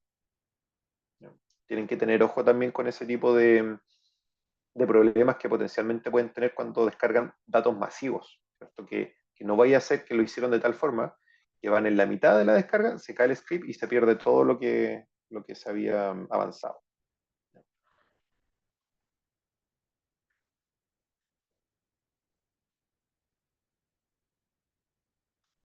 Acá tenía el ejemplo, pero me lo voy a saltar en honor al tiempo.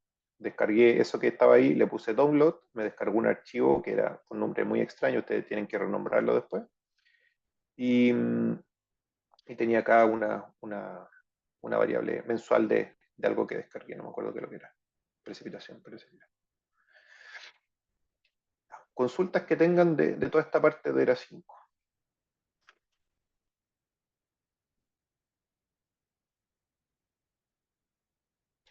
Recuerdo del Menti que había harta gente que quería aprender de acceder a los datos de ERA 5. Entonces ya con lo que vimos de usar el Google Storage, ya pueden empezar a mirar ERA 5. Ya que hay otras características o procedimientos que les pueden ayudar para descargar más datos después.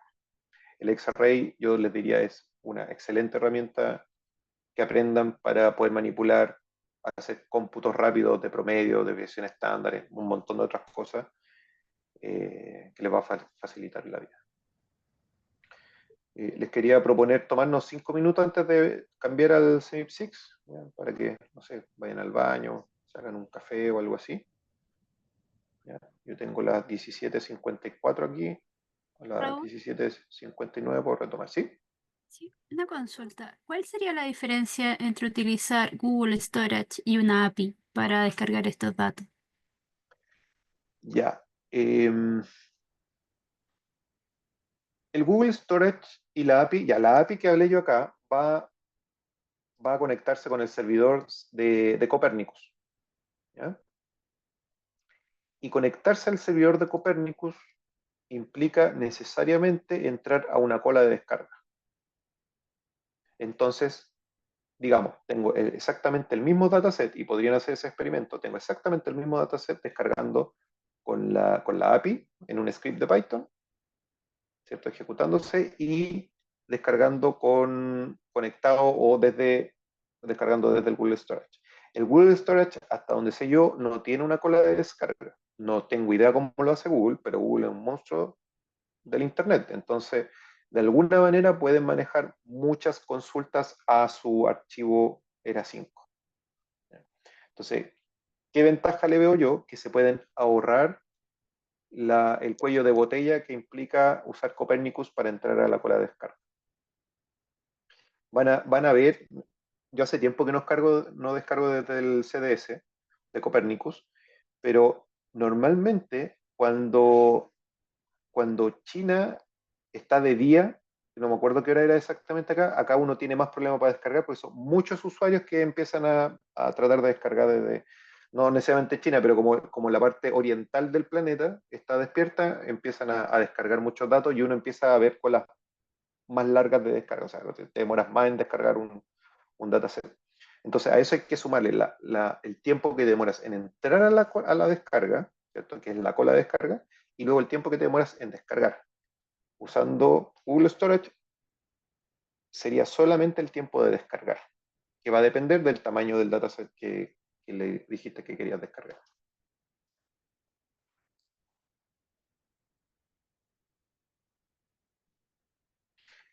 Ya. Buena pregunta, Javier. Si el archivo de ERA 5 de Google Storage se actualiza también en tiempo real, son los mismos 5 días de latencia de CS, yo me imagino que no. ¿Por qué me imagino que no? Porque ese archivo, la gente de Google, para los que no sepan, Google está muy fuerte en el ámbito de inteligencia artificial y modelos globales de clima y meteorología. ¿Ya? Entonces, ellos hicieron esto porque están usando ese archivo de ERA 5 para entrenar a sus modelos de inteligencia artificial. Ahora, bajo ese punto de vista, yo sospecho que ellos, si ya entrenaron el modelo, probablemente no lo estén actualizando o lo están actualizando con una latencia mucho más larga. ¿Ya? Esa documentación está y hay que verla con detalle. El proyecto se llama ARCO. De hecho, acá en el inicio les puse acá, Analysis Ready Cloud Optimized ARCO ERA 5. Y les va a aparecer el tiro. Habría que ver ahí la documentación que dicen ellos sobre si es que lo están actualizando y la latencia de actualización.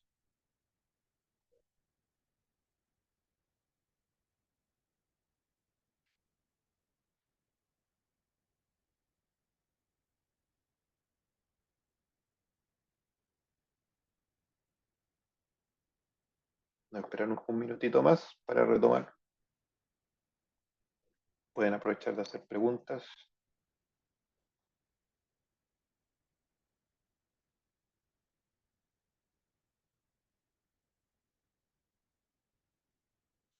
Le aprovecho de comentar que yo esta forma de usar el ARCO ERA 5 de Google la utilicé de manera, yo diría, exitosa, pero en combinación con cómputo en paralelo.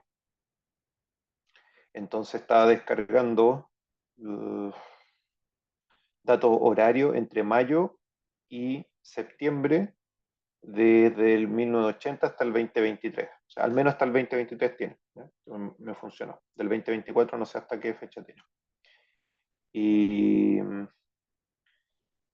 funcionó bastante bien. Pero ahí estoy usando otra herramienta extra que no me da tiempo para hablar acá, que se llama Dask. De ahí le voy a hablar, pero muy, muy brevemente de Dask. Y eso permite hacer cómputo paralelo. Y funcionó perfecto. Yo creo que me hubiese demorado mucho más si lo hubiese hecho con descarga de API desde Copernicus. Ya, voy a retomar. Acá. Ya, el CEMIP.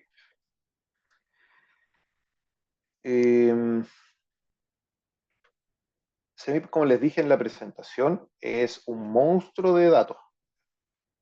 Hay instituciones, experimentos, grupos de experimentos, realizaciones o como miembros de un ensamble. Es un zoológico. ¿Ya? Entonces, lo que les voy a mostrar acá utiliza una herramienta que se llama Intake, que está acá, que sigue la misma lógica que vimos para el uso de Arco ERA 5 desde el Google Storage. Uno lo que hace es trabajar con los metadatos primero, para seleccionar, para filtrar, para crear una caja, un dominio de análisis. Y luego, cuando ejecuta o una operación o una operación matemática sobre esos datos, o si los quiere graficar, o si los quiere almacenar con la instrucción ToNetCF, ahí recién va a empezar a hacer esa descarga, pero no la hace antes. Entonces, va a ser muy rápido en mostrar qué datos hay, cuál es el nombre de la variable, pero luego cuando queramos hacer el otro se va a demorar más. Javier dice un problema que tenía con CDS es que no puedo descargar fechas como por ejemplo 2 de marzo y que ya, entonces sí, con esta forma lo deberías poder hacer. Sí, porque no tiene ninguna restricción, tú puedes descargar en una variable el 2 de marzo, en otra variable el 15 de junio, y luego le dice a una variable 1 tu netcf, a variable 2 tu netcf, y te las va a descargar. No me imagino que haya algún problema con eso. Claro, el Copernicus necesita continuidad en el rango de datos que va a descargar. Entonces ya, intake y esta otra que se llama XMIP, que lo que hace XMIP, como le expliqué hace un rato, es tratar de homogeneizar las coordenadas entre los experimentos, la forma de representar el tiempo en cada experimento, entre otras cosas. La homogeniza para poder descargar eso después a un NetCDF. Entonces, intake también funciona mediante una URL. Fíjense, esto es un JSON, para los que sepan, o los que no sepan, un JSON es un archivo de texto plano, como el YAML, y yo puedo abrir y ver qué es lo que tiene. Tiene una estructura particular, pero es un archivo de texto plano. Entonces voy a partir cargando eso. Está listo. Voy a ejecutar esto. Entonces lo que estoy haciendo acá es cargar un catálogo. ¿Qué catálogo? El de, también esto está en Google Storage. Para que vean lo interesado que está Google ahora con tanto meteorología y climatología. No, con su modelo de inteligencia artificial, por eso parte ese interés. Entonces este catálogo tiene un data frame. ¿Qué es lo que es un data frame? Un data frame, así como en R, para los que estén familiarizados con R, es una, digamos, una planilla de Excel con columna y fila. Es un data frame. Entonces, este data frame del catálogo lo que me muestra son las actividades que están asociadas a este catálogo de SMIP6, las instituciones, la fuente, experimentos, miembros de un ensamble. No sé por qué le pusieron tabla, pero esto es básicamente frecuencia de salida del modelo mensual. Ahí lo vamos a ver. La variable y el tipo de grilla. Y fíjense acá, esta es una URL que está en Google Storage, que accede a un archivo SAR. No voy a entrar en ese detalle, pero es el archivo SAR que contiene todo esto. Y los otros detalles no nos van a importar. Entonces, este es el catálogo completo. Este catálogo. Este es un catálogo que, si bien está armado en Google, es de un proyecto que se llama Pangeo, que acá les dejé el link para que den una mirada, que es bastante importante en climatología. Entonces yo puedo explorar las columnas, es decir, cuáles son las columnas de este data frame, los nombres de las columnas, que ahí está, se repiten: actividad e institución. ¿Ya? Acá lo que vamos a explorar de este catálogo, de SMIP6, cuando yo digo cat, que el catálogo.nUnique es número de únicos. nUnique, número de únicos. Y lo que quiere decir es cuántos valores únicos hay en actividad, cuántos valores únicos, es decir, que no se repitan, hay en institución, cuántos valores únicos hay en fuente, etcétera, etcétera, etcétera. Entonces, por ejemplo, que lo que nos dice experimentos 170 es que hay 170 experimentos distintos, porque son nombres únicos. Hay 36 instituciones, ¿ya? Hay 700 variables en todo este catálogo. Vamos a ver después que hay otro catálogo que estos números son ligeramente distintos. Con CatKeys veo lo que me entrega acá. Keys significa llave, ¿ya? Pero en el caso de este catálogo, las llaves son el archivo del SMIP que está asociado a institución, experimento, realización, etc. Entonces, cada uno de estos se corresponde a un archivo del SMIP. Por ejemplo, esto es un escenario SSP de 3,7 grados Celsius. Este es el modelo Earth System Model. ¿Ya? Esto es una institución, y esto es una actividad del SMIP, que es AirChem, que es para estudiar aerosoles y química de la atmósfera. ¿Qué otra cosa puedo explorar acá? El Key Info. El Key Info, entonces, lo que hace es tomar el key, pero darme mayor información. ¿Qué actividad? Este es ArcChem, institución. Estas son todas siglas, pero una cosa que pueden hacer acá es copiar esto, ir al navegador, pegar, veamos si aparece, claro. Y aparece rápidamente la información. Este es el Research Center for Environmental Changes, Academia Cínica. Esa es la institución responsable de este experimento. Entonces eso lo exploramos con KISS-INFO. De las actividades. ¿Qué son las actividades? Las actividades son grupos de experimentos. ¿Ya? Por ejemplo, esta actividad de acá lo que hace es experimentar respecto a escenarios de cambio climático. Esta actividad de acá lo que hace es realizar experimentos que tiendan a entender cómo influyen los aerosoles y la química de la atmósfera en el clima. Entonces, cada actividad es un grupo de experimentos. Y yo puedo ver esa actividad acá. Disculpen. Entonces está el ArcChem. Hay varios, acá les puse algunos ejemplos. ArcChem, el CDRMIP, entender el impacto que tendrá el futuro la remoción de dióxido de carbono. Justo hoy día me apareció un paper respecto a esto.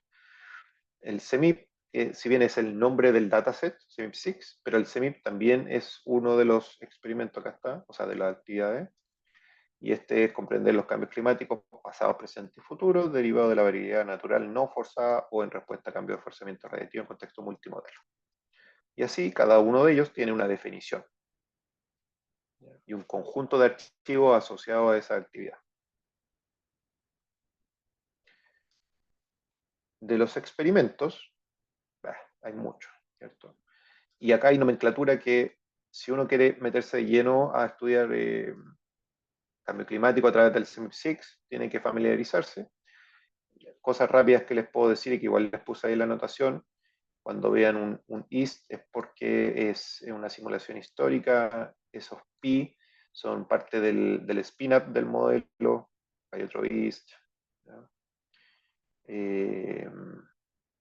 etcétera. Hay harta nomenclatura ahí. Acá hay alguna. Pi significa que son modelos, parte del modelo que es del arranque del modelo, ¿cierto? Que para los que no sepan, si ustedes corren un modelo meteorológico o uno climático, al inicio del modelo está en una fase de ajuste numérica. Entonces se crean muchos artefactos que no son parte de la física, sino que son parte del modelamiento numérico. Uno espera un periodo de tiempo antes de empezar a rescatar las salidas de modelo o de utilizar esas salidas. ¿Ya? Como el momento en que empieza a producir física el modelo y que no es numérico, no son artefactos numéricos. Entonces ese periodo de spin-up también se guarda. Estas son simulaciones históricas cuando dicen IST, y cuando dicen SSP son estos experimentos o escenarios de vías socioeconómicas compartidas entre países. En definitiva, es decir, nos portamos bien y cambiamos todo nuestro sistema, nuestra materia energética a cosas que no usan carbón, o si nos portamos más o menos, o si nos portamos realmente mal y vamos dándole a la industria el carbono. En pocas palabras. Las fuentes de los experimentos, acá muchos son centros de investigación o por ejemplo acá el UKSM, ¿cierto? Qué sé yo, está por acá uno de GFDL de Estados Unidos, el HATCHEM de Inglaterra o del Reino Unido, SMWF, el centro de pronóstico que hace el ERA5. Acá también les dejé links a dos ejemplos, pero cada uno es un centro. Viene el centro, el Source ID en este caso lo que muestra el centro y el modelo. Por ejemplo, a ver cuál puse acá, claro, el GDFL-SM4 significa que es voy a hacer clic acá, es el GDFL, el Geophysical Fluid Dynamic, creo que se llama. Geophysical Fluid Dynamic Laboratory, y el ESM significa Air System Model versión 4. Si ven un 4.1 es porque la versión 4.1. Ahí les dejé los links a los papers de estos modelos. O sea, el modelo y el centro. El de MRI es doble tambores. Meteorological Research Institute. Supongo que es de japonés, porque está en una revista japonesa. Vamos a seguir refinando por variables. En realidad no estamos refinando, ya estamos mirando el catálogo. Ya, variables son enormes. Les dije antes, eran como 700 variables. La tabla, no sé por qué se llama tabla, porque son salidas de paso de tiempo. acá les dejé una URL con una lista de variables y también la identificación de la resolución temporal. Acá hay también resumido, AMON significa, todo lo que diga MON es monthly, y A es por atmospheric, L es por land surface, O es por oceanic, SI, CIs, Day es por daily mean variables, etc. Hay hasta 3 horas. Ojo ahí, si que van a descargar algo que está cada 3 horas, desde 1840 hasta el 2100, cuidado con ese dataset porque son muchos datos. Ahí ya definitivamente necesitan un HPC para poder trabajar con ese dataset. Entonces, está toda esa información, ¿cierto? De centro, de experimento, de modelo, etcétera, etcétera. Ahora yo voy a buscar o refinar mi catálogo. Entonces voy a hacer de ese catálogo original, que tiene todo, voy a hacer un search. Y hacer el search, yo le voy a dar qué variable quiero, cuál es la tabla que quiero, cuál es el experimento que quiero y cuál es la fuente. Entonces esto quiere decir que voy a usar el modelo Earth System Model versión 4 del Geophysical Fluid Dynamic Laboratory en su experimento histórico, es decir, trata de representar condiciones históricas del clima. Esto es una variable del océano a nivel mensual y quiero ver la temperatura de la superficie del océano. No se demoró nada, ¿eh? Porque estamos trabajando con metadatos. Voy a mirar el data frame de ese catálogo 2. Fíjense, ahora tengo 1, 2, 3, 4, 5, 6 filas solamente. O sea, refiné de manera importante ese catálogo inicial que tenía. Ya. Acá vamos a ver algo que se llama el Member ID. Los modelos climáticos, hay experimentos que utilizan ensambles. ¿Qué significa eso? Que el modelo hizo una corrida, ¿cierto? Ya estoy hoy día 2024, he hecho correr mi modelo, espero el spin-up, llego hasta el 2100. Luego cambio ligeramente la información de entrada que le di al modelo, qué sé yo, en vez de que haya la temperatura tal cual hoy, le voy a dar la temperatura un delta de un 0,01%. Y voy a ver qué efecto tiene ese delta de 0,01% en mi proyección futura y vuelvo a correr el modelo. Luego tengo otra idea, le voy a dar un menos 0,01%, ligeramente menos, voy. Y corro de nuevo el modelo a ver qué pasa en el futuro. Esas son las realizaciones. Si yo ligeros cambios en las condiciones iniciales para ver cómo va a evolucionar luego el clima, o el estado de la atmósfera, o el estado del clima completo. Entonces, los miembros únicos tienen estos nombres, y estos son los valores únicos dentro de la columna miembro. De nuevo, parece password, ¿cierto? Algo que no podemos entender muy fácilmente. Entonces está este documento, que está el link acá, y hay un ejemplo aquí, el R2I1P3F233, que significa que es el índice de la realización o el índice del miembro de ese ensamble. También se le conoce a cada una de esas ejecuciones, se le va a conocer como ensamble, y a una ejecución individual va a ser un miembro del ensamble. Entonces el ensamble 2, la inicialización que se usó fue la 1, la física que se usó fue la 3 y el forzante fue 2, 3. Así uno puede empezar a descifrar esto. Acá en este documento que les dejé linkeado van a ver más detalles. Esto es más o menos largo, ¿ya? Pero si se van a meter en esto van a tener que leerlo y para identificar qué significa exactamente cada una de esas realizaciones, ¿ya? Como les dije ahora recién, o sea, una de esas va a ser cambiar en un 0,01% la temperatura inicial, otra va a ser cambiar, qué sé yo, el doble el CO2, otra va a ser así. Distintas formas de experimentar. La grilla, tenemos dos tipos de grilla, la GR y la GN. Como dice aquí, la GN representa la cuadrícula nativa, por eso el N, y la R es como un regrillado a latitud-longitud. Estos modelos no siempre utilizan la cuadrilla que nosotros conocemos de latitud-longitud, sino que utilizan, incluso hoy en día algunos que utilizan unas cosas medias hexagonales, ¿ya? Son grillas más complejas que tratan de solucionar ciertos problemas numéricos a veces para hacer estos cómputos que son masivos. Entonces, pero está la versión que tiene la grilla regular, entonces usted selecciona GR para descargar esa latitud longitud.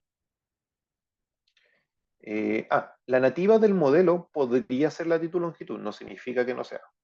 Por eso hay que buscar harto sobre la documentación del modelo que se está usando, para ver si es que quizá de forma nativa usa latitud longitud, por lo tanto la nativa es equivalente a la GL, pero no siempre va a ser el caso. Ya. Tercer refinamiento, entonces, voy a buscar TOS, temperatura superficial del mar, en su experimento histórico, mensual, grilla nativa, Geophysical Fluid Dynamic Laboratory, Earth System Model 4 y las 3 realizaciones.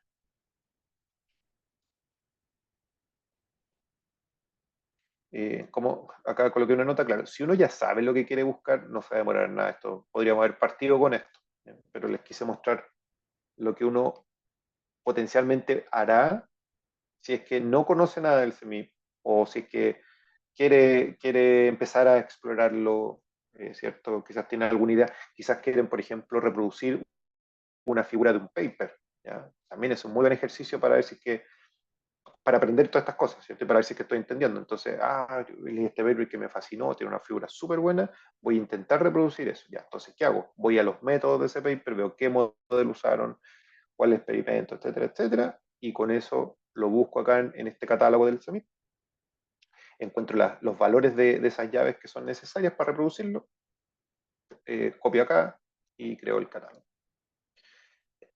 Esta parte es clave, dependiendo de lo que yo le haya dado acá, en este search, es cuánto se va a demorar acá. Acá vamos a recuperar datos y lo vamos a crear en ese detect. Voy ahí. La última vez que hice esto, creo que no se demoró más de... Tengo uno acá que puse advertencia. Ya, este de acá se demoró entre 4 a 13 minutos, dependía de si lo hacía desde la casa o lo hacía acá. ¿Ya? También depende si están usando wifi o están usando cable. Yo en este caso me conecté con cable, pero no estoy muy seguro si está funcionando más rápido que el wifi. ¿Ya? Cuando estaba preparando esto lo hice hoy día que ya es jueves, creo que el lunes hice algunas pruebas y descargó rápido. ¿Ya? Y cuando me conecté con el cable se demoró un poco más. Ahí lo hizo, ya no sé cuánto se habrá demorado, un minuto quizá. Y ahí lo descargó. ¿Ya?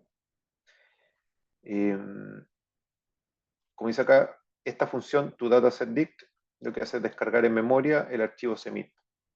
Entonces aquí ya tenemos ese CMIP en memoria. Tienen que tener cuidado entonces porque si tienen, qué sé yo, 2 GB de memoria y ven que el dataset les va a pesar 4, van a tener un problema ahí. Veamos qué pasa si ejecuto esto.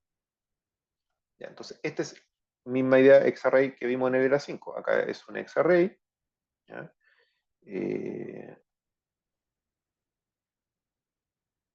Déjenme hacer algo acá.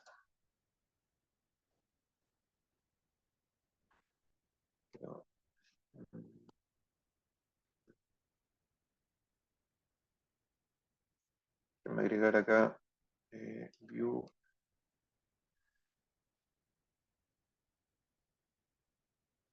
Una nueva celda aquí, acá.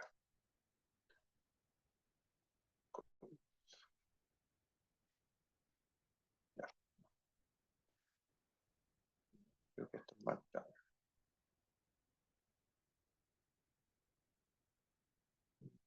Acá.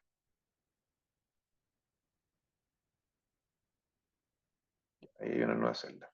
Entonces quiero punto is. Si yo busco, porque claro, yo me salté acá un paso, yo les puse el dedic y puse este string acá, pero me podrían haber preguntado, ¿pero de dónde salió ese string? Bueno, si yo de este diccionario que descargué veo sus keys, acá está el nombre del archivo. ¿Se acuerdan que al inicio vimos los keys que traía este catálogo? Que al final es el nombre del archivo de ese MIPSIC completo, que tiene los datos. Básicamente lo que estamos haciendo con el search es ver cuál es el archivo de ese MIPSIC que nos sirve. Entonces ese es el nombre del archivo. Y acá lo estoy llamando como diccionario. Entonces eso se hace en la llave del diccionario. Se llaman las llaves con estos corchetes. Me da una exit, un montón de información acá. Vemos que tiene 3 miembros del ensamble. Se lo vamos a ignorar. Tiempo desde 1980. no, son 1980 valores en el eje del tiempo. Esto está a nivel mensual. 576 por 720 grillas, ¿cierto? Grillas individuales. Las bandas y los vértex los vamos a ignorar. Ahí hay una pregunta. Ya, Javier, que tenía que dejar. Gracias, Javier, por asistir. Entonces, acá está la variable, tos. ¿Ya? Y ahora lo que voy a hacer es hacer un mapita de esto. Entonces, estoy tomando el nombre de la variable. Esto es similar a lo que teníamos acá arriba, simplemente que lo separé por variable. Este es el dataset. Dataset, estoy seleccionando un paso de tiempo, un miembro del ensamble, uno de estas BNDZ, Vertex, tienen que seleccionar uno de ellos porque si no, no va a funcionar, y este de CPS, o sea, de todos ellos seleccionen el 0, no les va a afectar. Y utilizan el nombre de la variable, que es tos.plot. Por ejemplo, si fuese temperatura a 2 metros, puede que sea T2M, entonces en ese caso sería values T2M plot. ¿Ya? Y ahí está. Así de, entre comillas, fácil es acceder al menos a mirar uno de estas salidas semip. Así se ven. No hay mucha novedad porque es solamente un paso de tiempo. Esto sí, el estado de la temperatura de superficie del océano en 1893, el 16 de agosto. Podría yo, ¿qué hora son? Ya, sí, ya bastante, llevamos 2 horas, parece, ¿cierto? Por 5:30. Lo que hay de aquí para abajo va a depender fuertemente de la velocidad. Entonces, voy a dejar ejecutando esto, no sé cuánto se va a demorar. Este no se demora mucho, el siguiente se demora más. Ese fue instantáneo. Este, como dice acá, se puede demorar entre 4 o 13 minutos. Entonces, lo voy a dejar ejecutando, ojalá que alcance a salir. Y si no, van a tener que hacerlo ustedes, pero como les digo, va a depender del procesamiento y de la velocidad de Internet. Lo que hace este código, entre paréntesis, yo me salté esto, pero todo este ejemplo que estoy haciendo acá, agregué cosas, cambié, pero viene de acá, básicamente, de este tutorial. Lo voy a mostrar. Entonces viene de este tutorial y esa figura que dejé corriendo acá es esta. Es una de estas tres, ¿no? Debe ser esta, jefe de LSM. Entonces lo que está haciendo es tomar los valores a nivel mensual, ¿ya? Primero está promediando todo el globo, lo promedia en un solo valor, y los 12 valores mensuales los vuelve a promediar y obtiene un valor promedio anual para todos los años de la serie. Y para cada miembro. Entonces podemos crear ¿cómo se llama este gráfico que le dicen? El hot, hay algo así como gráfico de palo de hockey, ¿cierto? Que el aumento progresivo de la temperatura global del aire a partir, bueno, en este caso es superficie del océano, ¿eh? Así que también se está, déjenme ver que no me estoy metiendo las patas con eso porque es TOS, claro, el TOS, que también está aumentando.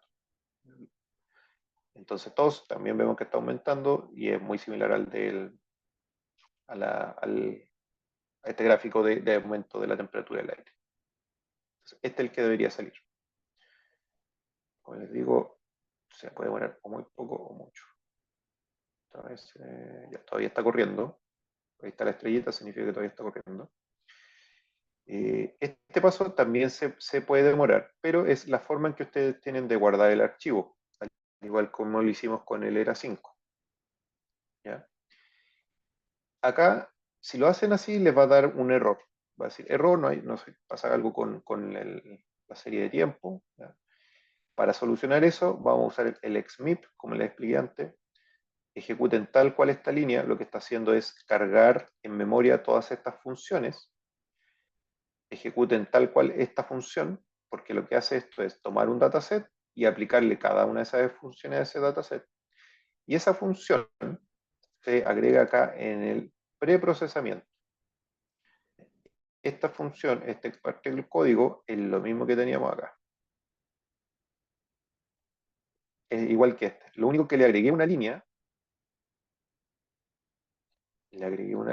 para que tomara esa función de preprocesamiento. Y esa función de procesamiento lo que va a hacer es ajustar todas estas cosas del archivo. ¿ya? Van a encontrar más información acá en ese link, en la página del XMIP. Esto, en resumen, el trabajo con SEMIP6 es esto, ¿ya? Es manipular con Xarray, manipular pandas, usar intake y potencialmente quizá en una versión 2 de este taller usar Dask. Pero yo creo que Dask nos daría para un taller solo. Esto como ejemplo también, tarea para la casa. Acá hay otro catálogo. Vean si es que es diferente, qué cosas cambian. ¿Ya? ¿Tendrán los mismos experimentos? ¿Serán experimentos diferentes? Y acá una última opción, también, otra librería que se llama ACC SEMIP6, que también permite hacer consulta al catálogo y hacer descarga. Es un poquito menos amigable que la que vimos ahora por Intake, pero también les va a servir. Y ahí por último, también, con esto ya no tienen ninguna justificación para no poder estudiar el SEMIP6, está el Climate Data Store. También pueden descargar de Copernicus. Entonces, si tienen consultas, mientras últimos minutos, a ver si es que eso llega a aparecer, los voy a atender.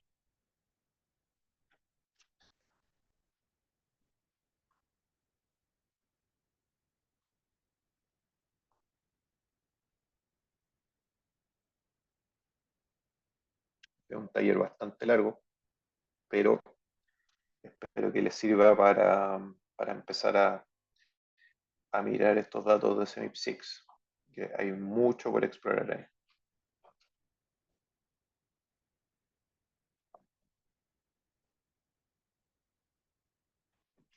No hay consultas, parece. Entonces, si no hay consulta, lo voy a dejar ahí. Esto, como les digo, puede que tome mucho tiempo, así que en su casa inténtenlo correr y hay que ser un poco paciente. Pero, como les digo, spoiler alert, lo que hace eso es esta figura de acá. ¿Dónde quedó? Esa. Eso es lo que debería mostrar.